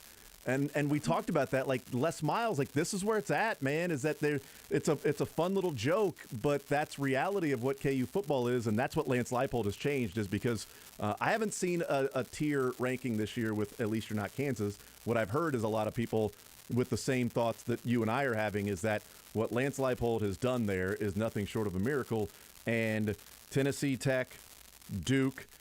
And then, of course, Texas at home. I mean, there's your 3 right there. I mean, they beat Texas. That's what they do. I mean, there's your 3 wins right there. You're going to have 2 on September 24th, and all you got to do is find 1.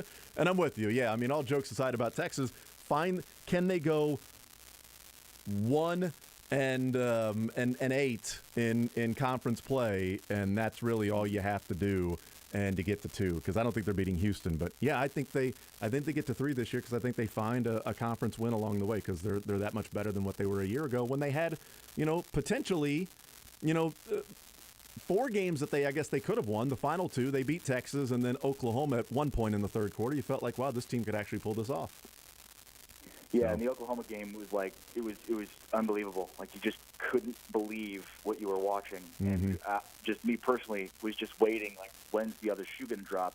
When does this thing get blown out of proportion? But it wasn't the other shoe dropped. It was the other foot. It was the football that fell in or was given to another player in the middle of like a sack or whatever. It wasn't a shoe. It was a football that was handed off. Brutal. Like, I mean, look, last year they surprised some teams at the end of the season. They don't have that element of surprise anymore. Yeah, that's a good point. So, Ari Temkin is our guest. Last one for you. Who do you have? You said Baylor. Baylor over who if you're picking the Big 12 champion this year? I was trying to think of what would be better for the future of the Big 12 Conference. Would it be better for Baylor to beat another future Big 12 member, or would it be better for Baylor to beat Oklahoma? And I think it'd be better for Baylor to beat Oklahoma because you want Oklahoma to be as good as they could possibly be. Like, I'm talking, they've got a spot for the CFP on the line when you knock them out, which would be detrimental to the Big 12.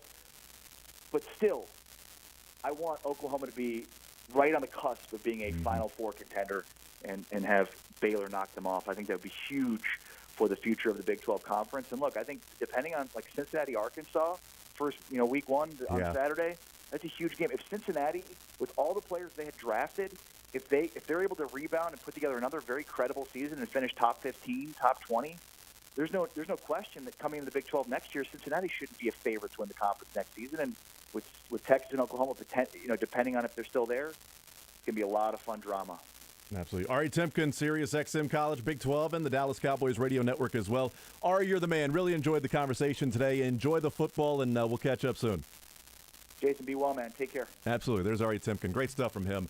Really enjoy talking with Ari about the Big 12 and a lot of other things going on as well with the TV network negotiations, the windows, all of the different things that were going on with that. And, of course, what we didn't even get into and talk about because, running out of time is the different stuff with the NCAA that's all going on with the college football playoff expansion going to 12 teams with the Board of Managers voting today. And then next week, the conference commissioners will have a meeting, and they may vote on it then. And if it's 11-0 in the voting, conference commissioners plus Notre Dame, then the college football expansion will go into effect as early as 2024. NCAA deregulation in their committee on infractions, and a lot of stuff happening around college. Oh, and by the way, week one gets underway tonight. Other than that, there's actual games to be played. Week one getting underway tonight. Mizzou in action tomorrow, KU in action, and Saturday, K-State in action. We'll take a timeout. We'll come back. We will continue rolling. We got Sports or Leisure coming up at 1 o'clock, presented by Johnny's Tavern. More Zone next. Want to see more of The Zone? Watch the show live on the Sports Radio 810 WHB Facebook, Twitter, YouTube, and Twitch.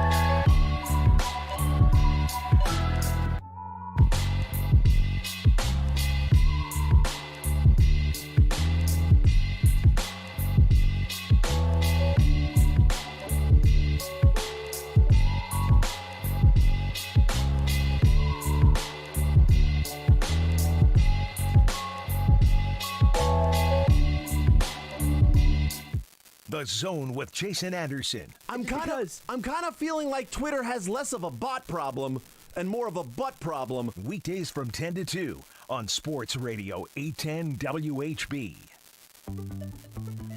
It's true. 100% true. It's all absolutely true. 913-912-4810, the text line. 1 o'clock, little sports or leisure. We talked a lot of Chiefs today, as you can imagine. And, of course, some Big 12 action going on. Mizzou in action tonight against La Tech. In a game where I'm not confident they cover. Like, I just don't know what to think of Mizzou this year. Like, I feel like I have a good idea of K-State and KU. And I just no clue about Mizzou this year. Because Mizzou's kind of the enigma of that group, which is weird because K-State and KU haven't exactly been pillars of consistency.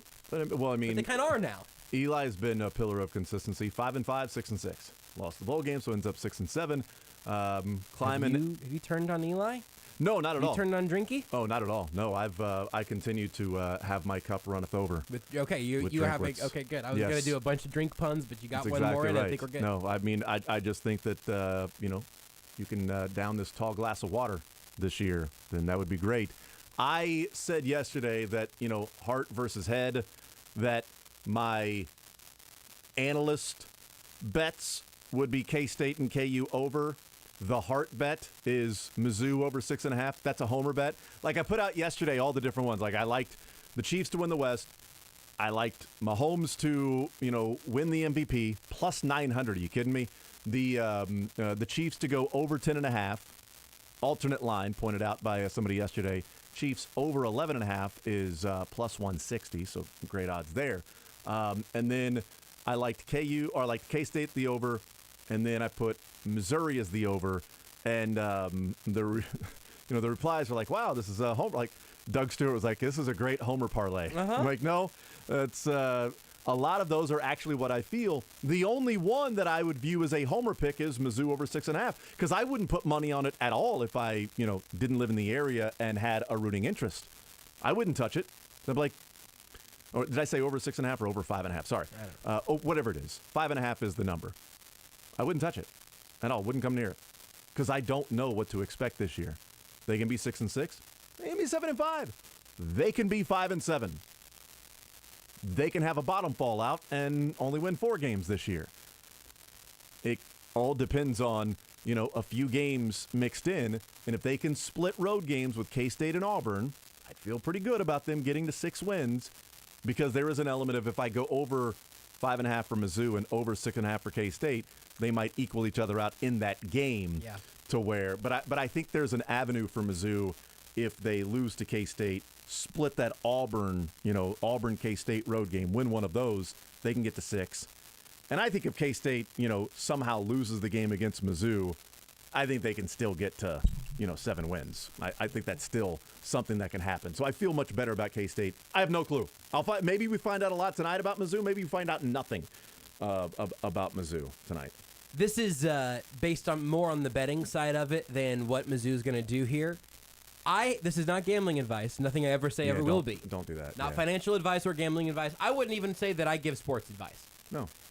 But I think, I guess at the beginning of last segment, my opening bet, my first bet legally made in the state of Kansas on the DraftKings app was $5 on Devin Booker to win MVP.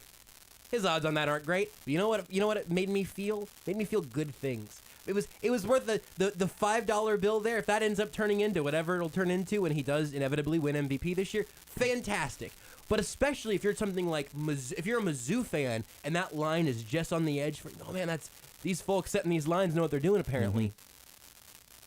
I'm not going to tell you to bet against the thing you're rooting for. No, not happening. If you want to emotionally hedge on some instance, I get it. If it's a Super Bowl, if it's Chiefs Bucks round 2 in the Super Bowl, and you put a bunch of money on the Buccaneers, so you either are going to enjoy the money they'll give you or the win from the Chiefs, you can hedge at that point. But if you're doing these season-long bets, I just can't think of a more miserable thing than to be a KU fan and to open up this season because you took the under on 2.5 opening this season saying, you know what, if KU's a laughingstock again, I'm going to win myself $50. That just seems like a miserable way to go about your life. I wouldn't mind Tennessee Tech winning on Friday night. Just saying. I hope they're competitive, but it wouldn't be the worst thing if they lose that game based on my under 2.5 for the. Yeah, I don't know many. Like, if it's right there, like if it's right on the line where you feel like it could go either way, which is typically what Vegas is trying to do. Yep. Then either I'm betting the over or I'm not betting at all. Right, and you can walk away. You're already Yeah. emotionally invested in one of those games. If you don't need to add more juice to it, don't feel like you have to. No. But I hope that people don't make themselves miserable trying to be a shark on this one. Like, do be smart. God, please do be smart with any of your sports betting. But do it in a way that also doesn't take the fun away, right? Like, I think that's the needle to thread whenever you're talking about sports and your real money. We're not just drafting fantasy teams here now. But, like, to do it in a way that is both smart and enhancing your experience as a fan, I think is the way you got to go about it. And so if you say, you know what, I'm not sure if I love this line for Mizzou, but I'm still drinking the Eli, and I'm still buying into the rebuild and making this team relevant in the SEC. I think there's something. Don't ever bet money you can't afford to lose, right? There's actual advice. I guess I will give that out. I always say only bet the money you're willing to win. And see, this is good because this lets us both take different sides on a I'm topic. Just joking. I don't say that. And yours is, see, that was, No way. we did find the joke that you have to give the disclaimer for immediately after because it's sort of dangerous. But like, just be smart and have fun, which I honestly, now that I said that out loud, I realize I'm becoming my parents because I'm pretty sure that's what they used to tell me whenever I would like leave the house, borrow the car. Be smart, have fun is not a bad rule of thumb. But if anybody tells my parents that I admitted that on the radio, that maybe they were right, I will deny it. I will not podcast this hour of the show. Make good choices. Make good choices. Joshua, make good choices. Make mistakes, get messy is what Miss Frizzle always told me. Is that right? What was the Miss Frizzle line? Beards might have it off top of What's his head. Miss Frizzle? I think Whoa, that was, Magic School Bus. Yeah, You're I too think old that's for it. Magic School Bus, and your kids are too young, huh? No, I mean Magic School Bus I just never watched it. It's great, man. I always Frizz? No way. I always skip the school bus so I can be like, I missed the bus, Mom. Sorry about that. I can't go to school today. I missed the bus. What are you gonna do? I guess I'm not gonna be able to be at school. You're a real Arnold. Yeah. Tweet says, only bet the money Corey's wife is willing to give you. There it is. It's great. I love it. That's exactly right. 100%. But yeah, it's not fantasy. Which, by the way, I was thinking about this the other day. And then as we were talking about it with Craig Stout in the 11 o'clock hour, the Chiefs and the running backs of like, hey, who's the most talented running back? And he said, look, I'm still going with Clyde Edwards-Helaire. Is the most talented running back on the Chiefs roster. But he did agree with me in that the best player of just strictly running the ball is Ronald Jones. Like the best player with the ball in his hands, running the ball, reading the block, is Ronald Jones. And then Jesse Newell today as well saying, hey, Clyde Edwards-Helaire is the most talented back. And this is a put up or shut up season because the Chiefs also need to know what they have in Edwards-Helaire. So, he was asked who's going to lead the Chiefs in rushing this year. And he's Clyde Edwards-Helaire. Because the Chiefs also need to find out what they have in the guy. Dan Graziano had a pick for the, surprises for all 32 teams in the NFL this year. For the Chiefs, this is Clyde Edwards-Helaire's breakout year. And looking at all of that and hearing all of that, I can't help but go, you know what? This year in fantasy football, I feel like the Chiefs are the Patriots of so many years when it was like, don't draft Patriots running backs because you never know who it's going to be. Yeah. Could be this guy, could be that guy. This guy fumbles and now he doesn't play for 2 weeks. Oh, this guy comes off the practice squad and picks up 80 yards. So then everybody waiver claims him, but he doesn't play the next week. This guy rushes, and carries the ball 22 times. Then the next week he carries the ball 4. Like that was the Patriots. It was like, don't even deal with it and the headache. And I feel like that's the Chiefs this year. And I found myself smack dab in the middle of that headache in the fantasy draft that I had no plans on drafting, but I was in the bidding, and all of a sudden I'm sitting there with Edwards-Helaire at like $24. When most starting running backs are like Your budget's here 35, 40, 200? 150. 150? But like running backs are like $40, 45. And it's like Edwards-Helaire is like 24. I'm like, I'll go 24. And then nobody else goes higher. And I'm like, Well, I don't mind the value there, but I had no plans of I didn't go into the draft going, I think this is Edwards-Helaire's breakout year. So we have 13 roster spots that have to have a dollar sign, that have to have a dollar value to them. We also have then 4 roster spots that we have in a snake draft that don't cost any money. You got? Can I take a guess at where this ends up? Sure. Jarek McKinnon's on your roster. Jarek McKinnon in the snake draft. Love it. Love it. We then, when that's all done, we have 2 different roster spots for practice squad players. Oh no, Jason. Oh no, you're in the middle of it, aren't you? So then one of my practice squad players, sure, of course it is, had to be Ronald Jones. Had to be Ronald Jones. Because Isaiah Pacheco went for like $14. I paid $11 for Kareem Hunt. Pacheco went for 14. But that was before Edwards-Helaire. So I'm like, I'm not taking a Chiefs running back this year. Like, Pacheco's going for 14. There's the homer stuff coming in. Edwards-Helaire, I don't believe that he's going to be, No, Jarek McKinnon's, I've said, is the most talented running back for the Chiefs. And running and catching and also blocking, like all-around guy, yeah. And all of a sudden, I'm like 24 for Edwards-Helaire, nobody else bidding him. I don't mind the value, but this was not the plan. This was not the plan.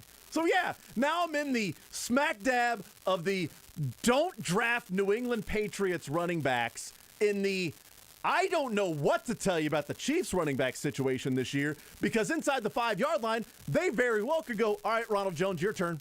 Or Michael Burton or Blake Bell when he gets back. Right. Who knows? Or it's Pacheco. Hey, inside the 5-yard line, here you go, Isaiah. Here you go, Pacheco. Or it's, you pay $14 for Pacheco, and he's the big sleeper, sexy pick. Yeah, that's bad. And he has like 30 carries this year. He's a kick returner and like the 4th man on the roster that, is special teams and 4th running back there. And it's all Edwards-Helaire, Jarek McKinnon, and Ronald Jones, assuming health, which you can't do with Edwards-Helaire or Jarek McKinnon. So Pacheco's probably going to get some run. But how do you figure that out? I have no clue. But Jesse Newell, it's Edwards-Helaire. Craig Stout, most talented running back on the Chiefs, Edwards-Helaire. Dan Graziano, surprise for the every NFL team for the Chiefs. This is the Edwards-Helaire breakout year. I am going to take the firm stance of planting my flag somewhere in the middle there. That's my Good for you. There's my first take style stance. Where's the fence? Okay, right foot, left foot, there. I'm gonna. Oh boy, I was gonna say which side of the fence I'm on, and I couldn't decide. So I guess I've just got that fence just in a dark place because I am sitting on it. That fence is a balance beam, and you are not falling off one way or another. I'm right there in the middle because I think like your value in that very specific instance, great value. I'm looking at like an ESPN ranking big board for running back rankings here, and Clyde comes in at aggregate at around 24. Yeah. Couple guys a little lower than that. That's where he ends up because. Do you feel definitely better that Elijah Mitchell, ranked at 23, or A.J. Dillon at 25 is going to outperform Clyde Edwards-Helaire? No way. I have no idea. A.J. Dillon isn't even starting. Right. Like, he's the backup to Aaron Jones, where at least we know Clyde Edwards-Helaire is starting. But like Elijah Mitchell, there's also 15 other running backs. I know they cut Trey Sermon yesterday. But Elijah Mitchell, there's other running backs that are there in San Francisco he has to deal with. I don't want to deal with that situation either there. In Miami, there's like 3 or 4 different running backs, even though they let go of Sony Michel. It's like Chase Edmonds is the starter, but Myles Gaskin is there, Mostert. Like, who's going to get the carries there? Like, there's so few, like, this is a definite starter. But the Chiefs are now fully in. For the last 2 years, it's been Edwards-Helaire's rookie year. Right. Which he went for, I think, $60 in our league his rookie year. Because he was going to be amazing. Mm-hmm. Put him in this Chiefs offense. Yep. Last year, Edwards-Helaire. It's a rough year. This is the year for Edwards-Helaire. You saw that. I bought it last year. Maybe run the ball a little bit more. Better offensive line. This is the year for Edwards-Helaire. This year, stay away from Edwards-Helaire. Pacheco, anybody but him.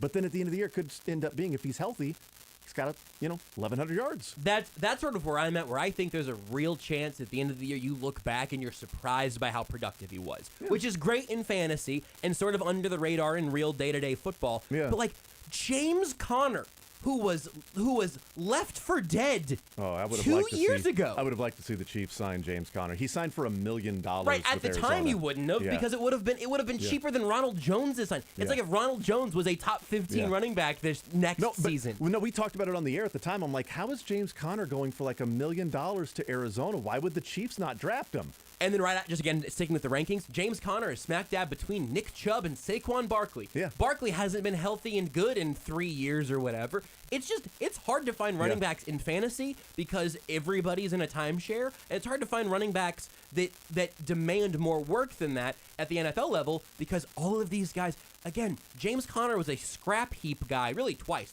towards the beginning of his career, and then again after he had a pretty significant injury before he ended up in Arizona, if memory serves.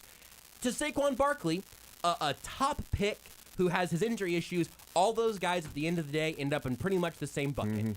Jonathan Taylor in 5 years will be a different story. Christian McCaffrey has not been healthy in 3 years. He's a number 2 running back consensus for most people. I mean, that's just, that's the nature of the beast. And Connor's good because he had like 18 rushing touchdowns last year, 18 total touchdowns. Yeah. It was ridiculous. They He got could to have the goal 6 line. this year, and all of a sudden he's a bust. All of a sudden he's like the 30th best running back in the NFL because he only had 6 touchdowns.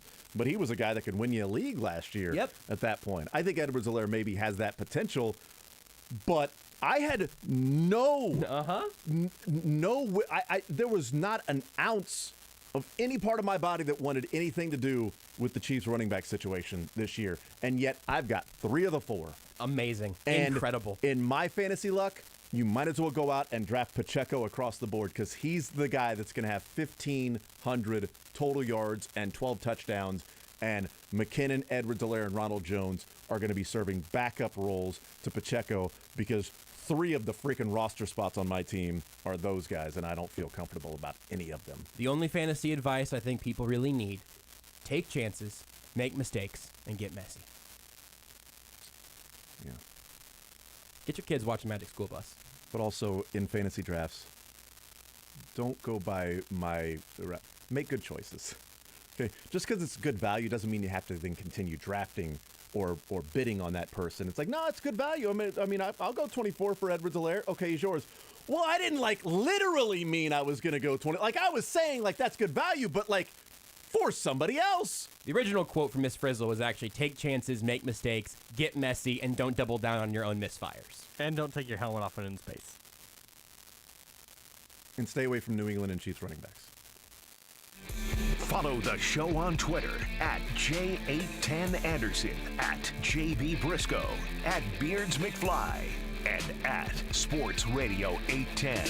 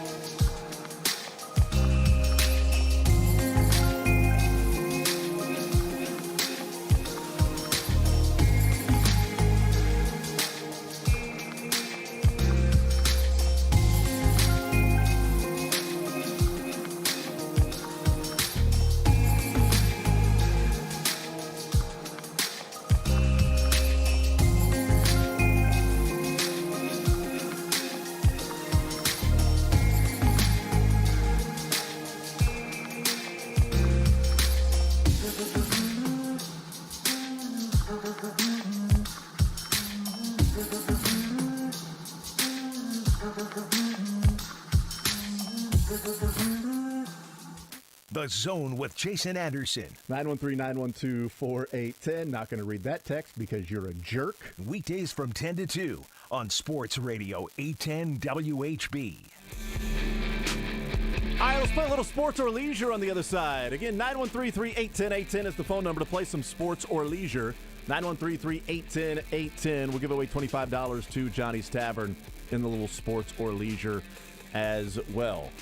Football going on tonight. Penn State, Purdue tonight, 7 o'clock on Sports Radio 810 WHB. That's with Westwood 1.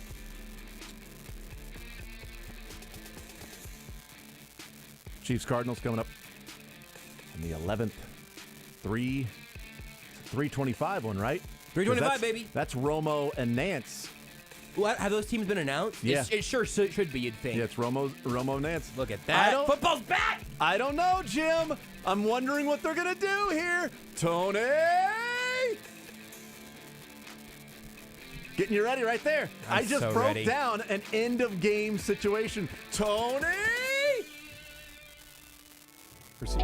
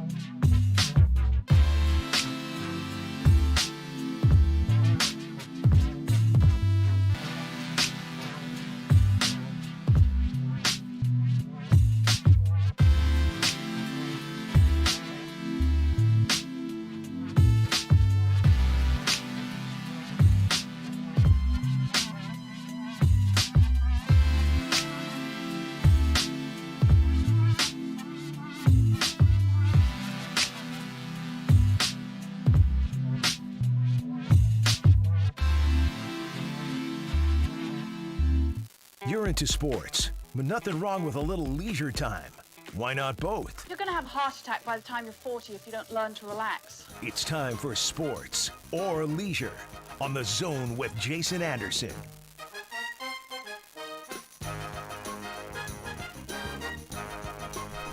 All right, 913-381-0810, a little sports or leisure here in the 1 o'clock hour on a Thursday. 913-381-0810. $25 to Johnny's Tavern given away for those that win. A little sports or leisure.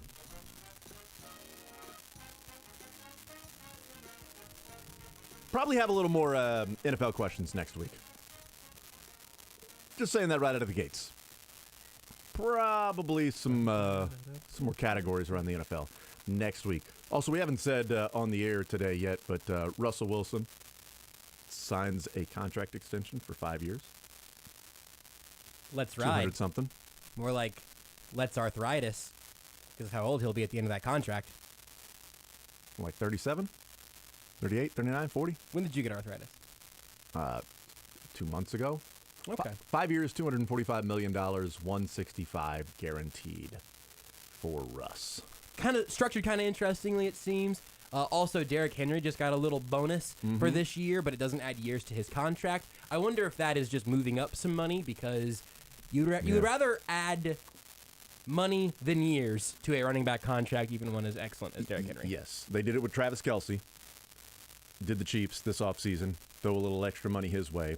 And they did it now with Derrick Henry. The Titans have done that. Titans have also signed Josh Gordon to their practice squad. That was something we talked about earlier in the show, just because of I think that's a really interesting development, because he started 7 games for the Chiefs last year, and the Chiefs did not bring him back to their practice squad. Instead, he then joins the Titans practice squad. They could have had Josh Gordon on the practice squad if they wanted. Yep. They chose Reese Fountain. They chose Cornell Powell. And Josh Gordon ended up with the Titans. All new offense, getting used to that. Everything else that he talked about that took him a while to get acclimated to the Chiefs offense. I doubt he chooses the Titans over the Chiefs when he's got to then switch up the offenses, things like that. So we talked about that as well as one of the news elements that came down. Also, we never talked about it or got back to it, but Demarcus Robinson did make the Ravens roster. So Yes, correct. Sorry. I found that out at the commercial break too, 3 hours ago. Yep. And then didn't ever readdress that. So 913-381-0810, some sports or leisure. Johnny's Tavern, $25 to Johnny's Tavern. If you get a sports question and a leisure question right, you win. Get either of them wrong, you lose. But the question is out there available for someone to call in and request if they know the answer to it, if they have Googled, if you have called and phoned a friend, if you've used a lifeline, if you've cash cabbed, stopped on the side of the road and asked somebody what their opinion would be. Whatever way it is that you've got the answer to it, we don't give the answer until we get an answer from a contestant, or if we just simply run out of time, then we let people know what the answer to that question is. So How is Cash Cab not still on the air somewhere? it's got to be on the air somewhere, Has like to, True right? TV. Looks like they were running through August 2020, then maybe COVID derailed it, but whatever happened, I have to figure out what happened to him. Ben Bailey. Don't you typically find Cash Cab and I don't know what else. who's the group of 4 guys that are that do the I just need a little more info. I'm so close to being able to the help 4 you. guys that are, it's reality TV, but they're comics and they do some stuff. Impractical Jokers. Impractical Jokers. Okay. I need just comedy would have got me there. Sorry about that. All right, we got there. Sorry about that. I almost went, whose line is it anyway? Oh, with, man, love Whose Jerry Line. back in the day. But, typically isn't it Cash Cab and Impractical Jokers? They should be on at 3 a.m. on every channel. But that's where you find them when college basketball season comes around. Exactly. It's like, oh, that's right, True TV. Oh, hey, there it is. Oh, it's Impractical Jokers. Apparently, Cash Cab had a run from 2005 through 2012, and then also 2017 through 2020. Oh, so they brought did back. the little reboot. Absolutely. Including the same host, apparently, who I just want to know. I just want to know what's up with this guy now. Yep, I like the host. All right, so that's how you play the game, both leisure and sports. Questions right, you get $25. Here are the categories today. We still have Royals rookies questions because, good night, there are a lot of Royals rookies, which, that will continue through the rest of the season. Like, the Royals have broken their own record for home runs in a season by rookies. And that will probably be an unbreakable record at the end of this year for the Royals again. This is just such an perfect storm, things coming together year where all these home runs are going to be hit. I don't think it's going to be close. Since they've already broken the record, I'm not sure that they approach whatever the record's going to be this year. So Royals rookies, we have a couple of Lynn Dawson questions left, and we've got Major League Baseball. I do have a college football question that we've got as well, but those are the main things. It's Royals rookies, a couple Lynn Dawsons, Major League Baseball, and then a lot of NFL next week. Joshua, what do you got for leisure? We have the continuation of the Marvel Cinematic Universe questions, but an absolute hit. We have a few Drake questions based on the Drake running the show at the end of last week when Beards wasn't here. No Beards questions today. Maybe next week. And then the return of the spelling bee. And do you remember 4th grade U.S. history? I thought it was 3rd grade. Sorry, US it was 3rd grade U.S. history. Today, it's 4th grade U.S. history. Well, now it's getting even more difficult. We've taken one step up. I don't want to. I don't want to tell you that next week's going to be 5th grade. Oh no! But I'm just saying that you might want to keep brushing up on your textbooks. But there you go. You've got Marvel for the nerds, Drake for the people who are pretty confident they know the 3 famous people named Drake who I could think of, and the spelling bee for different types of nerds, and 4th grade U.S. history for even different types of nerds. So do people typically have like 4th grade textbooks sitting around the house when you say, hey, you know what, make sure you brush up on your 4th grade education before you call in? Like, oh, well, let me pull this textbook that I've got just sitting around from when I was in the 4th grade. If they don't have it, they should, because you never know, and all of a sudden you're going to need to go learn something about Thomas Jefferson for sports or leisure. I wish I was in high school.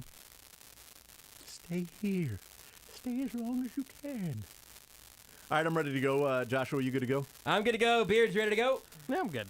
Okay. All right. Well, I'm hoping you got that reference. Nope. I was gonna look at Beards, and I was gonna look at Beards and say, "Hey, Beards, did you get that reference?" I didn't hear the reference. I was on the phone. You didn't get that reference? I missed it. What was it? I can't wait till I'm in high school. Nope. Stay here. Nope. Stay as long as you can. Nope. Definitely not.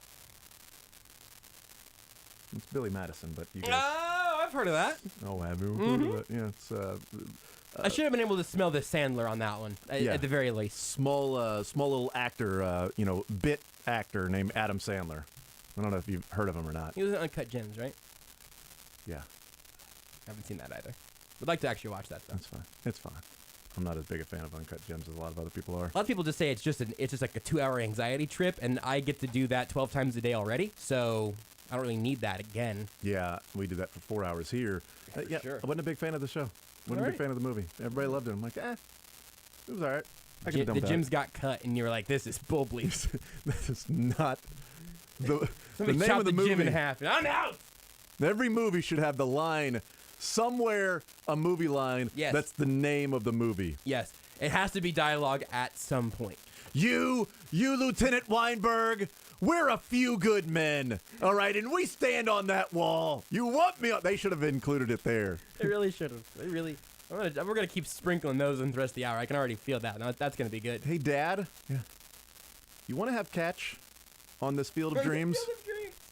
I'd like that, son. Whoa, that's Captain America, Winter Soldier. That seems. It's very odd. But those are 2 different people. I don't know about you, but I'm feeling Fast and Furious 8. Dinner earlier and what? Yeah. Oh, yeah? Well, what about him? Because I don't think he's bad. I thought he was good. Will Hunting? Alex leads us off here on Sports Radio 810 WHB. Sports or leisure? Alex, what side would you like to start with, sir? I'll start with leisure MCU. What kind of real-life doctor is Stephen Strange? Real life Doctor Stephen Strange. I guess I'm gonna say it sounded like, if I remember right, it was like something really like complicated and serious. I want to say like brain surgeon, but I'm not 100%. You should be 100%. That was exactly right. That's great. That's great logic there, just from the baseline. Great work. Awesome. Right. That's a victory. Yep. All right, on to the sports side, Alex. We've got Royals rookies. We got a couple Lynn Dawson questions, and we got Major League Baseball and a college football question. Not feeling most of those. I guess I will try the college football one. Okay, very good. Let's see. It's this one. So, LSU had their 21-year streak snapped of most consecutive seasons ranked in the preseason AP poll. Which program leads the nation in active streaks? How many years consecutively that they have been ranked in the AP poll, including this year? So that'll tell you, including this year. What program has been ranked so they in lead most right consecutive? now. Yep, most consecutive years being ranked in the AP poll at some point that year. And LSU's was 21, you said? Yeah, LSU last year, they had their streak snapped, but 21 is, they had more than 10 years to go before they would have caught this current one. And this current one would have had to, not be ranked, which isn't happening anytime soon. Right. I mean, I'm just thinking one of the big ones. I'm going to say Ohio State. Well done. Wow. Well done. Not a lot of confidence, but a lot of dubs today, man. That's huge. Yeah. Well, because, if you go Alabama, you're like, oh, that's right. They had a rough patch with Alabama. Oh, that's right. Georgia, had some rough patches along the way as well. Ohio State, 34 straight years that they have had a ranking at least 1 week in the AP poll. This is year number 34 for Ohio State to find themselves in the rankings. Alex, that's a winner. That's a winner. That is a winner. Awesome. Alex, we'll put you on hold and get your information. $25, Johnny's Tavern heading your way. Thank you, sir. Great, thanks. Absolutely. See, sometimes you got to just come in with the right mindset that you're gonna logic your way through. That was a masterclass right there by Alex. Oh, yeah? You got a problem with me? I got a problem with you. Sit down. Here are 10 things I hate about you. We are the Lord of the Rings, and those are the two towers. That's right. We are the Lord of the Rings, the Return of the King. I don't know. I just feel like this office space is not where I want to spend my days. This is it. I've found it. It's the Shawshank Redemption. Is that what it is? I feel like Shawshank just went down without a fight. I know. Maybe there should be a Shawshank Redemption one day, just to show that it was worthy this entire time. Let's go to Andrew's next up on Sports Radio 810 WHB. Andrew, sports or leisure? What side do you want to start with, sir? Let's go leisure. I see you got rid of the Game of Thrones one. Let's go MCU. Yeah, the Game of Thrones one will circle back now that Beards is here, but we got to keep him fresh. So it'll make a return. In Ant-Man, where does Hank Pym keep an army tank? On his keychain. That's right. Yeah, that's correct. Right. Sorry, yes, Beards on the phone. Is, ding, ding, ding, ding. You have given him the thumbs up, and I'm looking over there, and Beards is just simply talking on the phone. Taking information. That's correct. That's a great pull. Nailed it. Boom. Not even sure who he's talking to. It might just be calling in an order for food. Totally really possible. Sure. So I'm Johnny's getting the pizza ordered in advance. Well done. All right, on to the sports side, sir. We got some Royals rookies. We got a couple Lynn Dawson questions. We got Major League Baseball. What are you feeling, if any of those? Because if not, sorry. Lynn Dawson. All right, Lynn Dawson. Okay, Lynn Dawson led the league in quarterback rating 6 times in his career. That is tied with Steve Young for the most in an NFL career. Now, there are 4 other players in NFL history to have even 4 years leading the league. So name one of the 4 players in NFL history to lead the league in quarterback rating 4 times. Lynn Dawson and Steve Young tied with 6 times. So he's got a extra year buffer, he and Steve Young do. Yeah. But I will tell you, one of them is active. And if they lead the league in quarterback rating this year, well, they'll be 1 away from Lenny and Steve Young. Tom Brady. Tom Brady is incorrect. Incorrect, right? Incorrect. Wow. Yeah, Andrew, thank you for playing, man. I appreciate it, sir. You've helped someone along the way. You've eliminated Tom Brady as an answer. It's about time somebody eliminates Tom Brady. He doesn't lose. I don't think that's ever going to happen because one of these days you're going to look out there and you're going to say, hey, Tom Brady, no country for old men. I like that one. Let's go to Ronnie next up on Sports Radio 810 WHB. Ronnie, sports or leisure, what side do you want to start with? Let's try Royals rookies. All right, Royals rookies for you. You know what? Let's some of these movies. It's really easy. You just go Wally. Yeah, that's it. That sounds like the right one. Yeah. So, Bobby Witt with home run number 19 last night, which was an incredibly impressive home run. My goodness. He also has 26 stolen bases. He's done that in 120 games. Who holds the Royals record for the fewest games to reach 20 home runs and 20 stolen bases for their career? I will tell you that Bobby Witt has 17 games away. So if he does it in the next 17 games, he will now hold the record. This player did it in 137 games. 20 home runs, 20 stolen bases. Bobby Witt needs a home run to get to 20 and 20. Was this, can you give me any kind of clue on the era without giving too much away? Let's see. It's Just like Allard. Where there was some there's some Allard to it. There's some Herc and Allard sort of crossover type deal. It was before Bobby Witt. It was before. Yeah, you're right. And since the '85 World Series and Bo. Okay, perfect. Yeah, the one that darts to mind I'm just going to have to say the dart would be Carlos Beltran. And that is correct. Ooh, there you go. Carlos Beltran did it in 137 games. Ding, ding, ding. Anybody want to guess who has the second most games to get to 20 and 20 in their career? I would have guessed Bo. That's my first guess, probably. It's not Bo.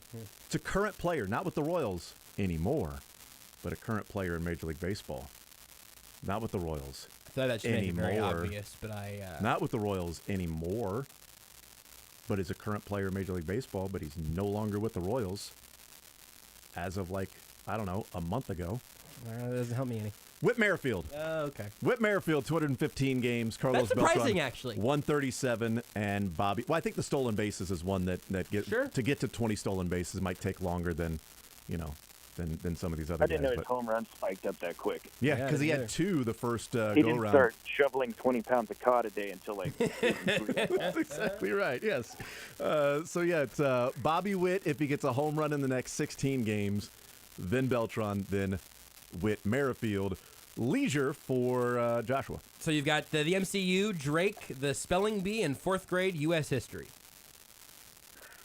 Ooh, I guess I do MCU.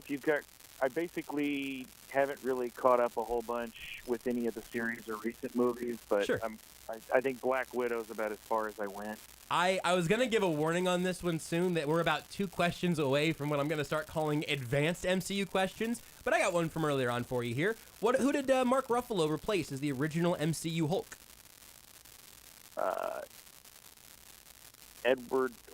Original...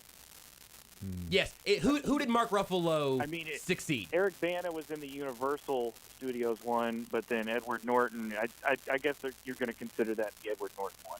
That was the one that they... Well done. If you were going to give me Lou Ferrigno and Edward Norton, and we would have gotten you across the finish line there, but yes, that was the way that intern Dylan, R.I.P. in peace, the way that intern Dylan phrased it, we were looking for Edward Norton, and that's a winner. He's still with us. He's not different. He's sort of. He's kind of dead to us, you know? No, he's not. Yeah, not at all. Not at all. Speak for yourself. No longer with us. Wow. Communicate via Ouija board. Ronnie, well done, man. Well done getting both those right. We'll put you on hold, get your information, man. Congratulations.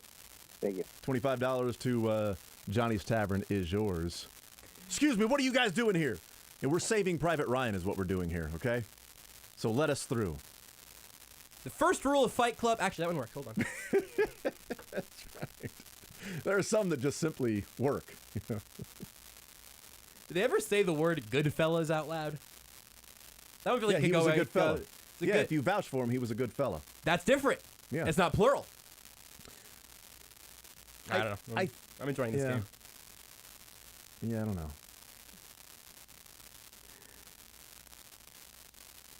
Jason and I are both doing the same thing right now. I know Let's it. We're go just to, scrolling movie lists and just giggling to Ryan ourselves. next up on Sports Radio 810 WHB. Ryan, sports or leisure? What side do you want to start with, I'm bud? Top Gun Maverick. Is that right? Let's go with sports. All right, we got Royals rookies. We got a couple Lynn Dawson questions. We got Major League Baseball. That passer rating question still out there? It is. It is out there. Do you know the any of the 4 quarterbacks in NFL history that have led the league at least 4 times? Lynn Dawson and Steve Young hold the record at 6. Would the current player be Aaron Rodgers? That is correct. There you go. A.A. Ron is the current player. The 3 former players that have led at least 4 times, Ken Anderson, Roger Staubach, and Bart Starr. So there you go. It is A.A. Ron over to Joshua. Our categories here: MCU, Drake, the spelling bee, and 4th grade U.S. history. Let's go with spelling bee. Spell the word necessary. Necessary. I would have gotten that one wrong if I was looking at it while I did it. That is my kryptonite word. Not yours, though. That makes you a winner. Enjoy some Espinachos on us. Absolutely, Ryan. We'll Or put you anything on- else from Johnny. It's just, Congratulations, sir. Appreciate it. I didn't Yes. have any this week. I've been thinking about them the last couple of days. And That's not. You call it unnecessary roughness? No, that was necessary roughness. Which is a movie that you have not seen. Hi, Step back everyone. You can call me Dr. Strangelove or How I Learned to Stop Worrying and Love the Bomb. Yes. I've got to get back home. My son is home alone too. Lost in New York. Let's go to Sean next up on Sports Radio 810 WHB. Sean, sports or leisure, what side do you want to start with, sir? I think I'll go with leisure. All right, which category do you like? I think I want to do spelling bee as well. Why don't you go ahead and spell the word spaghetti? Spaghetti. Okay. SPAGHETTI. Nice job. I might have to level up the spelling bee word at some point. We haven't had a lot of losers on this one. You guys have been good at spelling. Yeah, absolutely. All right, on to the sports side, sir. Royals rookies. We got a Lynn Dawson question left. We got Major League Baseball. Let's finish off Lynn Dawson. All right, very good. Dawson also led the league in completion percentage 8 times in his career.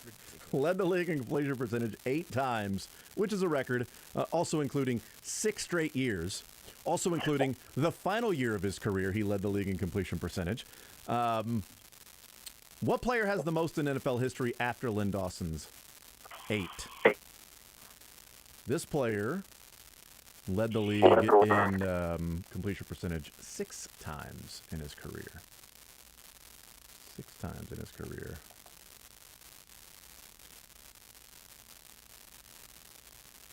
I really Not too long ago. So you're not thinking back to like Staubach or Bart Starr or heck, even Steve Young that he was there in the quarterback rating with. 6 times is a lot. I had an answer that I liked, but 6 times is a long time. What was your answer? I'm not going to say it yet because I think it might be the answer. Oh, okay. I'm going to keep it to myself just now. Okay. I think there's a chance it's right, but Where you at? Who dat? I was right. Okay. I'm going to say then, let's just go with Drew Brees. Hey, well done. There you Nice go. job. There you huh?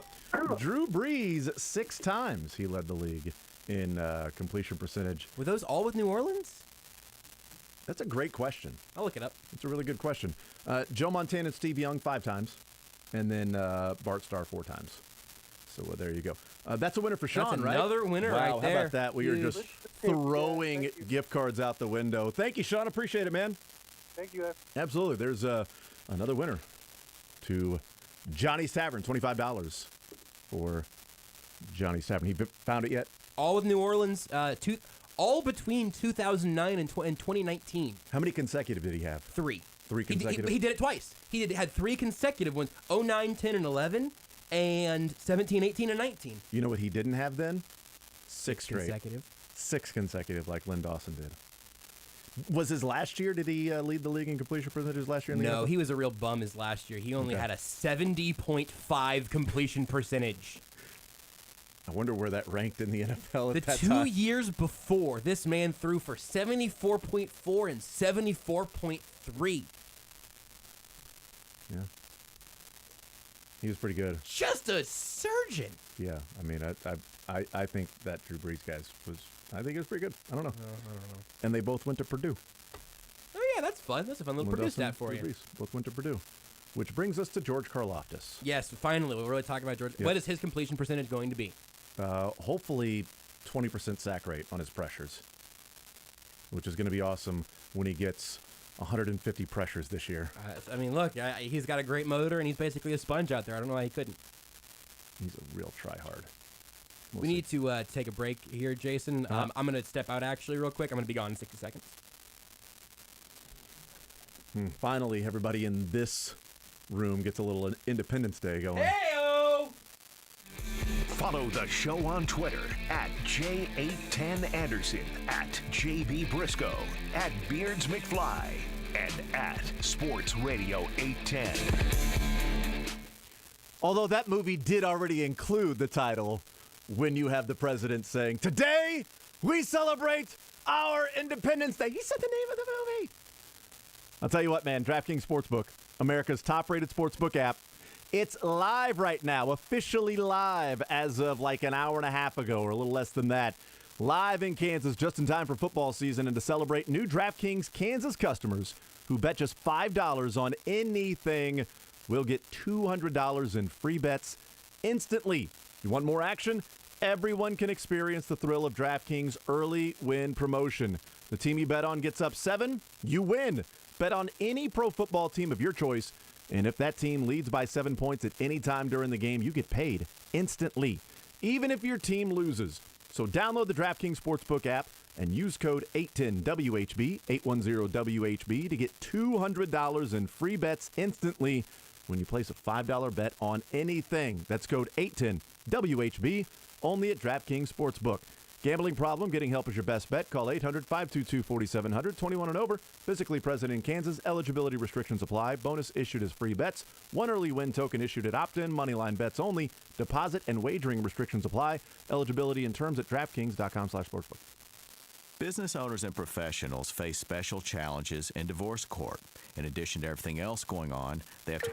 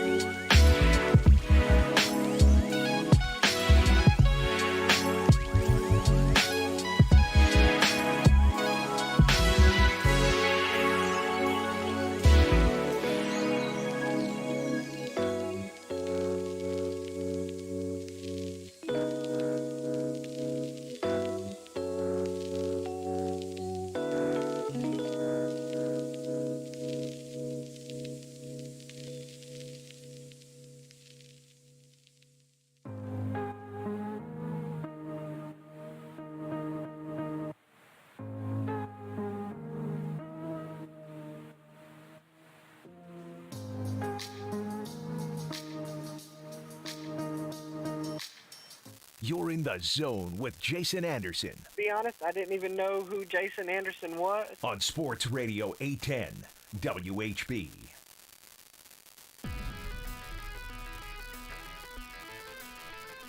Texts that have come in throughout the show, 913-912-4810 says, only bet the money you have successfully hidden from your wife. That's right. Yeah, should I start like a secondary account now, like before the wedding? I'm gonna need too some late. tips on that. Oh, it's too late already? Yeah, too late. Once you get engaged, there's no opening up another account. Text says, James Conner won my fantasy league for me last year. So, yeah. That's just the thing is the guy who wins your fantasy league one year, the next year is an overdrafted, overrated bust, and they might have very similar seasons. A little touchdown variance will do that to you. Another text comes in, says, Dylan the intern here, currently still living. So, in your face. It's crazy that his cell service is so good from heaven, I assume. Drew Brees finished second. The text comes in, finished second his last year by 0.2% in completion percentage. Behind Brady, presumably? I don't know. I didn't look. I'll look it up. Figured I would just say that and assume that everybody would just say, "Oh man, that's crazy." 0.2%. I almost did, and then I went, "Oh God, I want to know a little more." Do you come back for one more year at that point? I'm like, no, Aaron Rodgers. Was it? It was Aaron Rodgers. Yeah. Good Lord, that's also incredible because he was that efficient with a cannon still functioning in 2020. Yeah. Text says, I hit enough money to buy a Rolex. My wife was pissed. Good for you. All right, 913-381-810 is the phone number to play a little sports or leisure. Lucas next up on Sports Radio 810 WHB. Lucas, sports or leisure, what side do you want to start with, man? Let's start on the sports side. Start with baseball. All right, just general Major League Baseball or Royals rookies? What are you thinking? General's fine. Okay, so Aaron Judge got to 45 home runs again in his career. He's actually over 50 now, but when he got to 45 home runs, he became one of two active players to have multiple 45 home run seasons. Who's the other active player? Is it his teammate by chance? Oddly enough, no.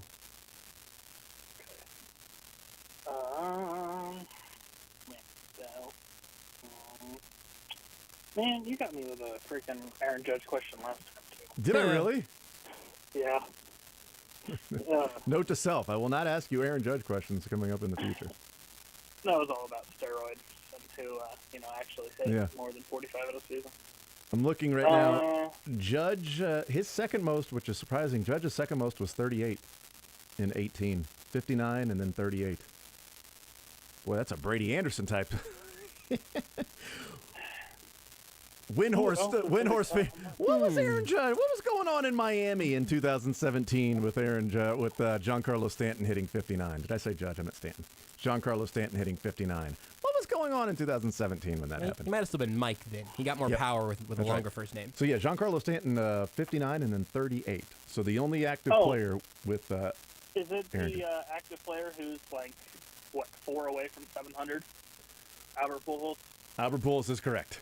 It is Albert Pujols and Aaron Judge, the active players. With multiple I saw an incredible stat earlier that I'm gonna make exist on the show today because it's absolutely bonkers. Randy Isabel, I believe, was the first one to have it on Twitter. On August 29th, 2001, Serena Williams wins a match. Albert Pujols homers. Vlad Guerrero, Craig Biggio, and Dante Bichette each record a hit. August 29th, 2022, Serena Williams wins a match. Pujols homers. Vladdy Jr., Bo Bichette, and Cavan Biggio all get a hit. Unbelievable. How crazy is that? If one of them would have just went over that night, it's not nearly as cool as all of those things happening. That's ridiculous. Incredible. On the leisure side with Joshua. Here's the setup. MCU, Drake, which is not all about the rapper, but some of them are. The spelling bee and 4th grade U.S. history. Let's stick with Marvel, and I'm not spelling Mjolnir again. Good, excellent. Well, then here's the last one that I'm considering not an advanced level question from the MCU, and for a very specific reason. Which one of Thor's eyes did Hela scratch out with a sword? Hela. Thank you. That was hella dumb that you didn't sure know that was. name. I like this one because the answer is it's a coin flip. And if you don't know, you can. And I like the fact that Lucas made the cuts last week. Oh, really? Yeah, because you're right. Because he's I'm are you serious? You're right. You did. Spell him. Are you serious? Great. We're gonna go with this right eye. That's correct. Hey, that's right. All right. Well That's done. right. I should have said that's right. Yeah, that's correct, idiot. Yeah. Lucas, put you on hold. Get your information. Congratulations, man. Perfect. Thank you. Absolutely. There's another winner.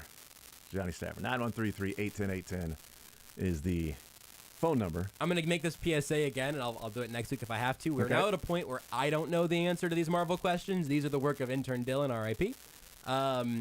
Who You gotta stop that. People are gonna actually think you're serious. No, I mean he's just dead to the zone. He's not though. He's I not mean, dead to me. well, I mean, I still like Dylan. He left.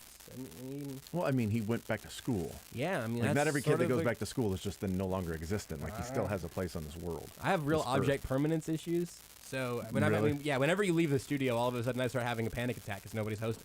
So the only people right now that are living, it's me, you, and Beards. No, it's why it's really important that the cutouts of Patrick Mahomes and Travis Kelce are in the studio. That's a good so I point. never forget they exist. Okay. Because whenever that happens, Yeah. the meltdown is major. That makes total sense. Yeah, I get it. 913-381-0810. Let's go to Paul next up on Sports Radio 810 WHB. Paul, sports or leisure, what side do you want to start with, man? Let's try Royals rookie. All right, Royals rookies for you.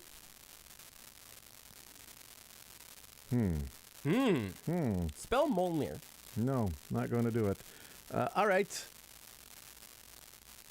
Spell Pasquantino. Since 1975, only one rookie reliever has recorded at least 80 strikeouts in a season.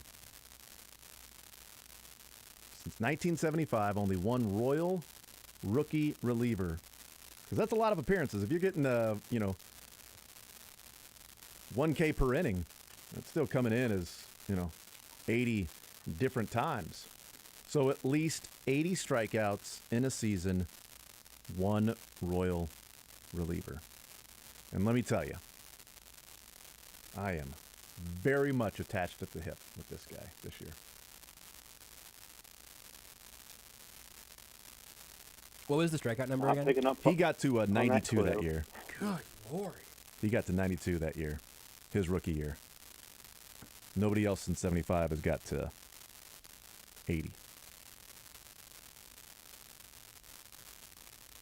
I can buy some time here by just giving one answer that it's not, because his first appearance was not with the Royals, but I could not remember where Jeff Montgomery started. The Reds. And his first appearances there with the Reds, yeah. But even then, I was going through and looking at the rest of his stats from his early career for strikeout numbers, and it's not there.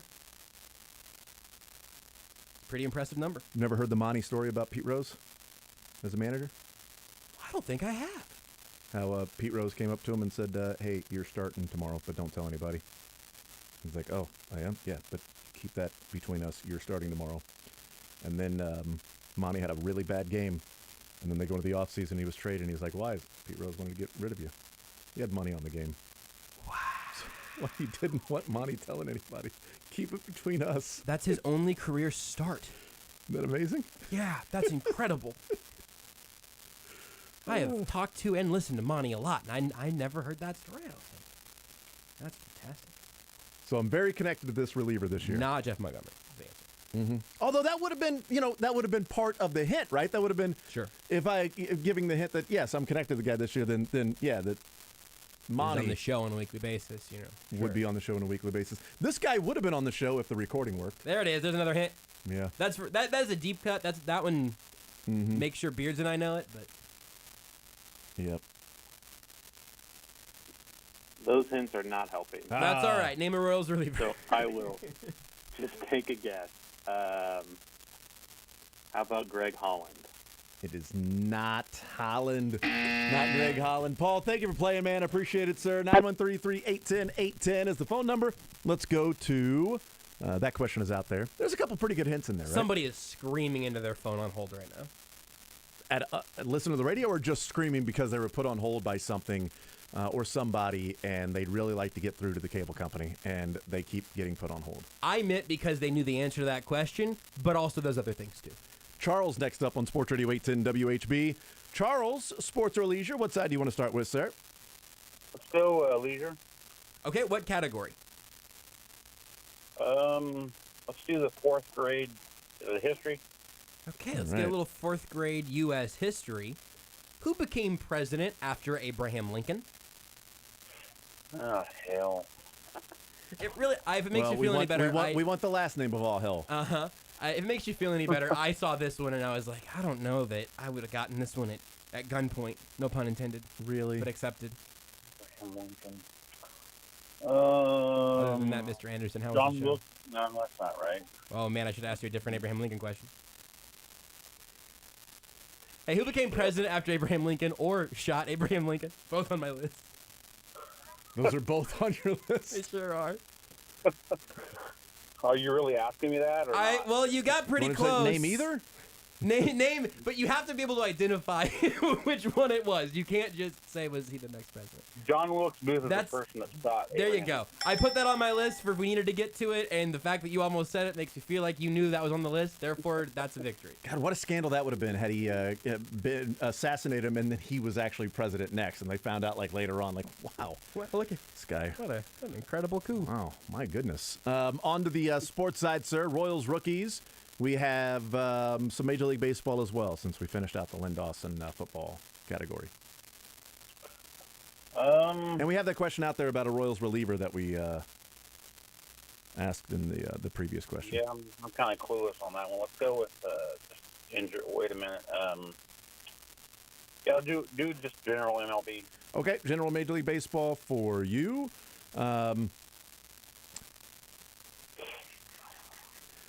David Ortiz is in the Hall of Fame. He's one of 3 players to hit at least 500 home runs and win at least 3 World Series. You know what? This might be our last contestant because we're against the time. Name one of the other 3. He's one of 4 players now, I should say. 3 other players, along with David Ortiz, have hit at least 500 home runs and won at least 3 World Series. Alex Rodriguez. Yeah. Got it. Did Aaron not get 3? Oh, I thought you were right, man. I thought that was the answer. I thought that was it. Let me make sure, since this is the last one anyway, I just want to make sure that... You got to be ready to drop the hammer here as soon as we mutually confirm this. I'm ready for it. That absolutely would have also been my answer, and I think we were both wrong. Yeah, it was. I thought maybe he... We sure were. He won one. He only won in 09 with the Yankees. I guess that's right. He got there at kind of a weird time. Yeah, but go ahead and take another guess. I don't care. Whoa. Just run that question by me one more time. Yep, David Ortiz winning the Hall of Fame. He is the 4th player to hit at least 500 home runs and win at least 3 World Series. Name one of the other 3. I just thought of a very... okay. Did you? I think I just thought of one that I should have thought of sooner. We will also accept Bobby Witt. Yes, because he as will... a future. He will do that, yeah. Yes, as a future. He'll be one of the others that will do it. All I can think of is Yankee players. I'm guessing. Well, there's at least one on there. There's actually 2 on there. I figured there might be. There's actually 3 on there. Is there really? Wow. Wow.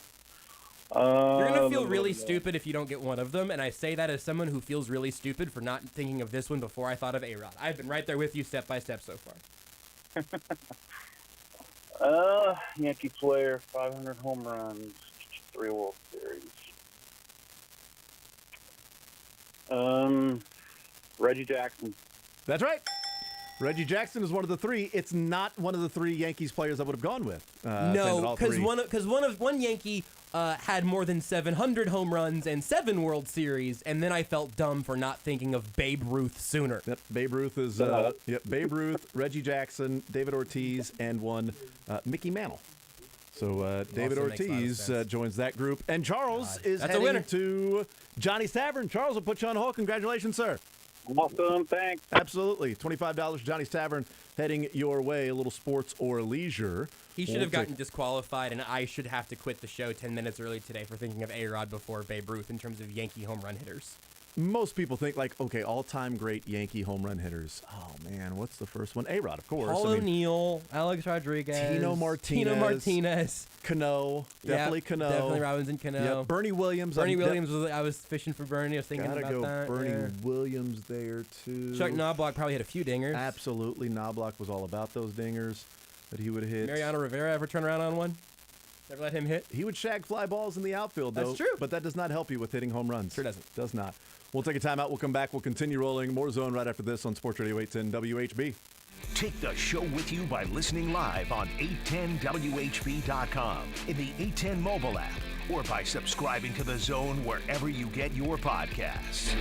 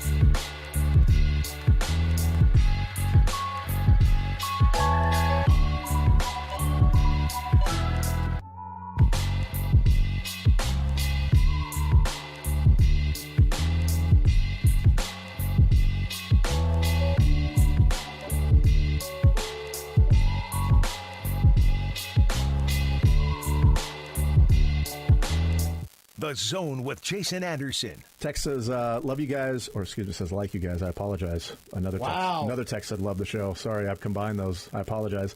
Like you guys. I don't want to exaggerate. Weekdays from 10 to 2 on Sports Radio 810 WHB. All right, so the answers to questions we did not get. Since 1975, only one rookie reliever for the Royals has recorded more than 80 strikeouts in a season. Scott Barlow. Rookie year, he had 92 Ks. Scott Barlow. Do you know who became president after Abraham Lincoln? Andrew Johnson. There it is. Look how smart Jason is. Was it Aaron Burr? Sir, no. Make sure I got all of the questions. Yeah, you have any questions you did not get answers to? Just that one. I think we're good. The rest of them are making the jump to next week. Very cool. Soren Petro, he is up next. College football is up tonight. Keep it locked right here on Sports Radio 810 WHB.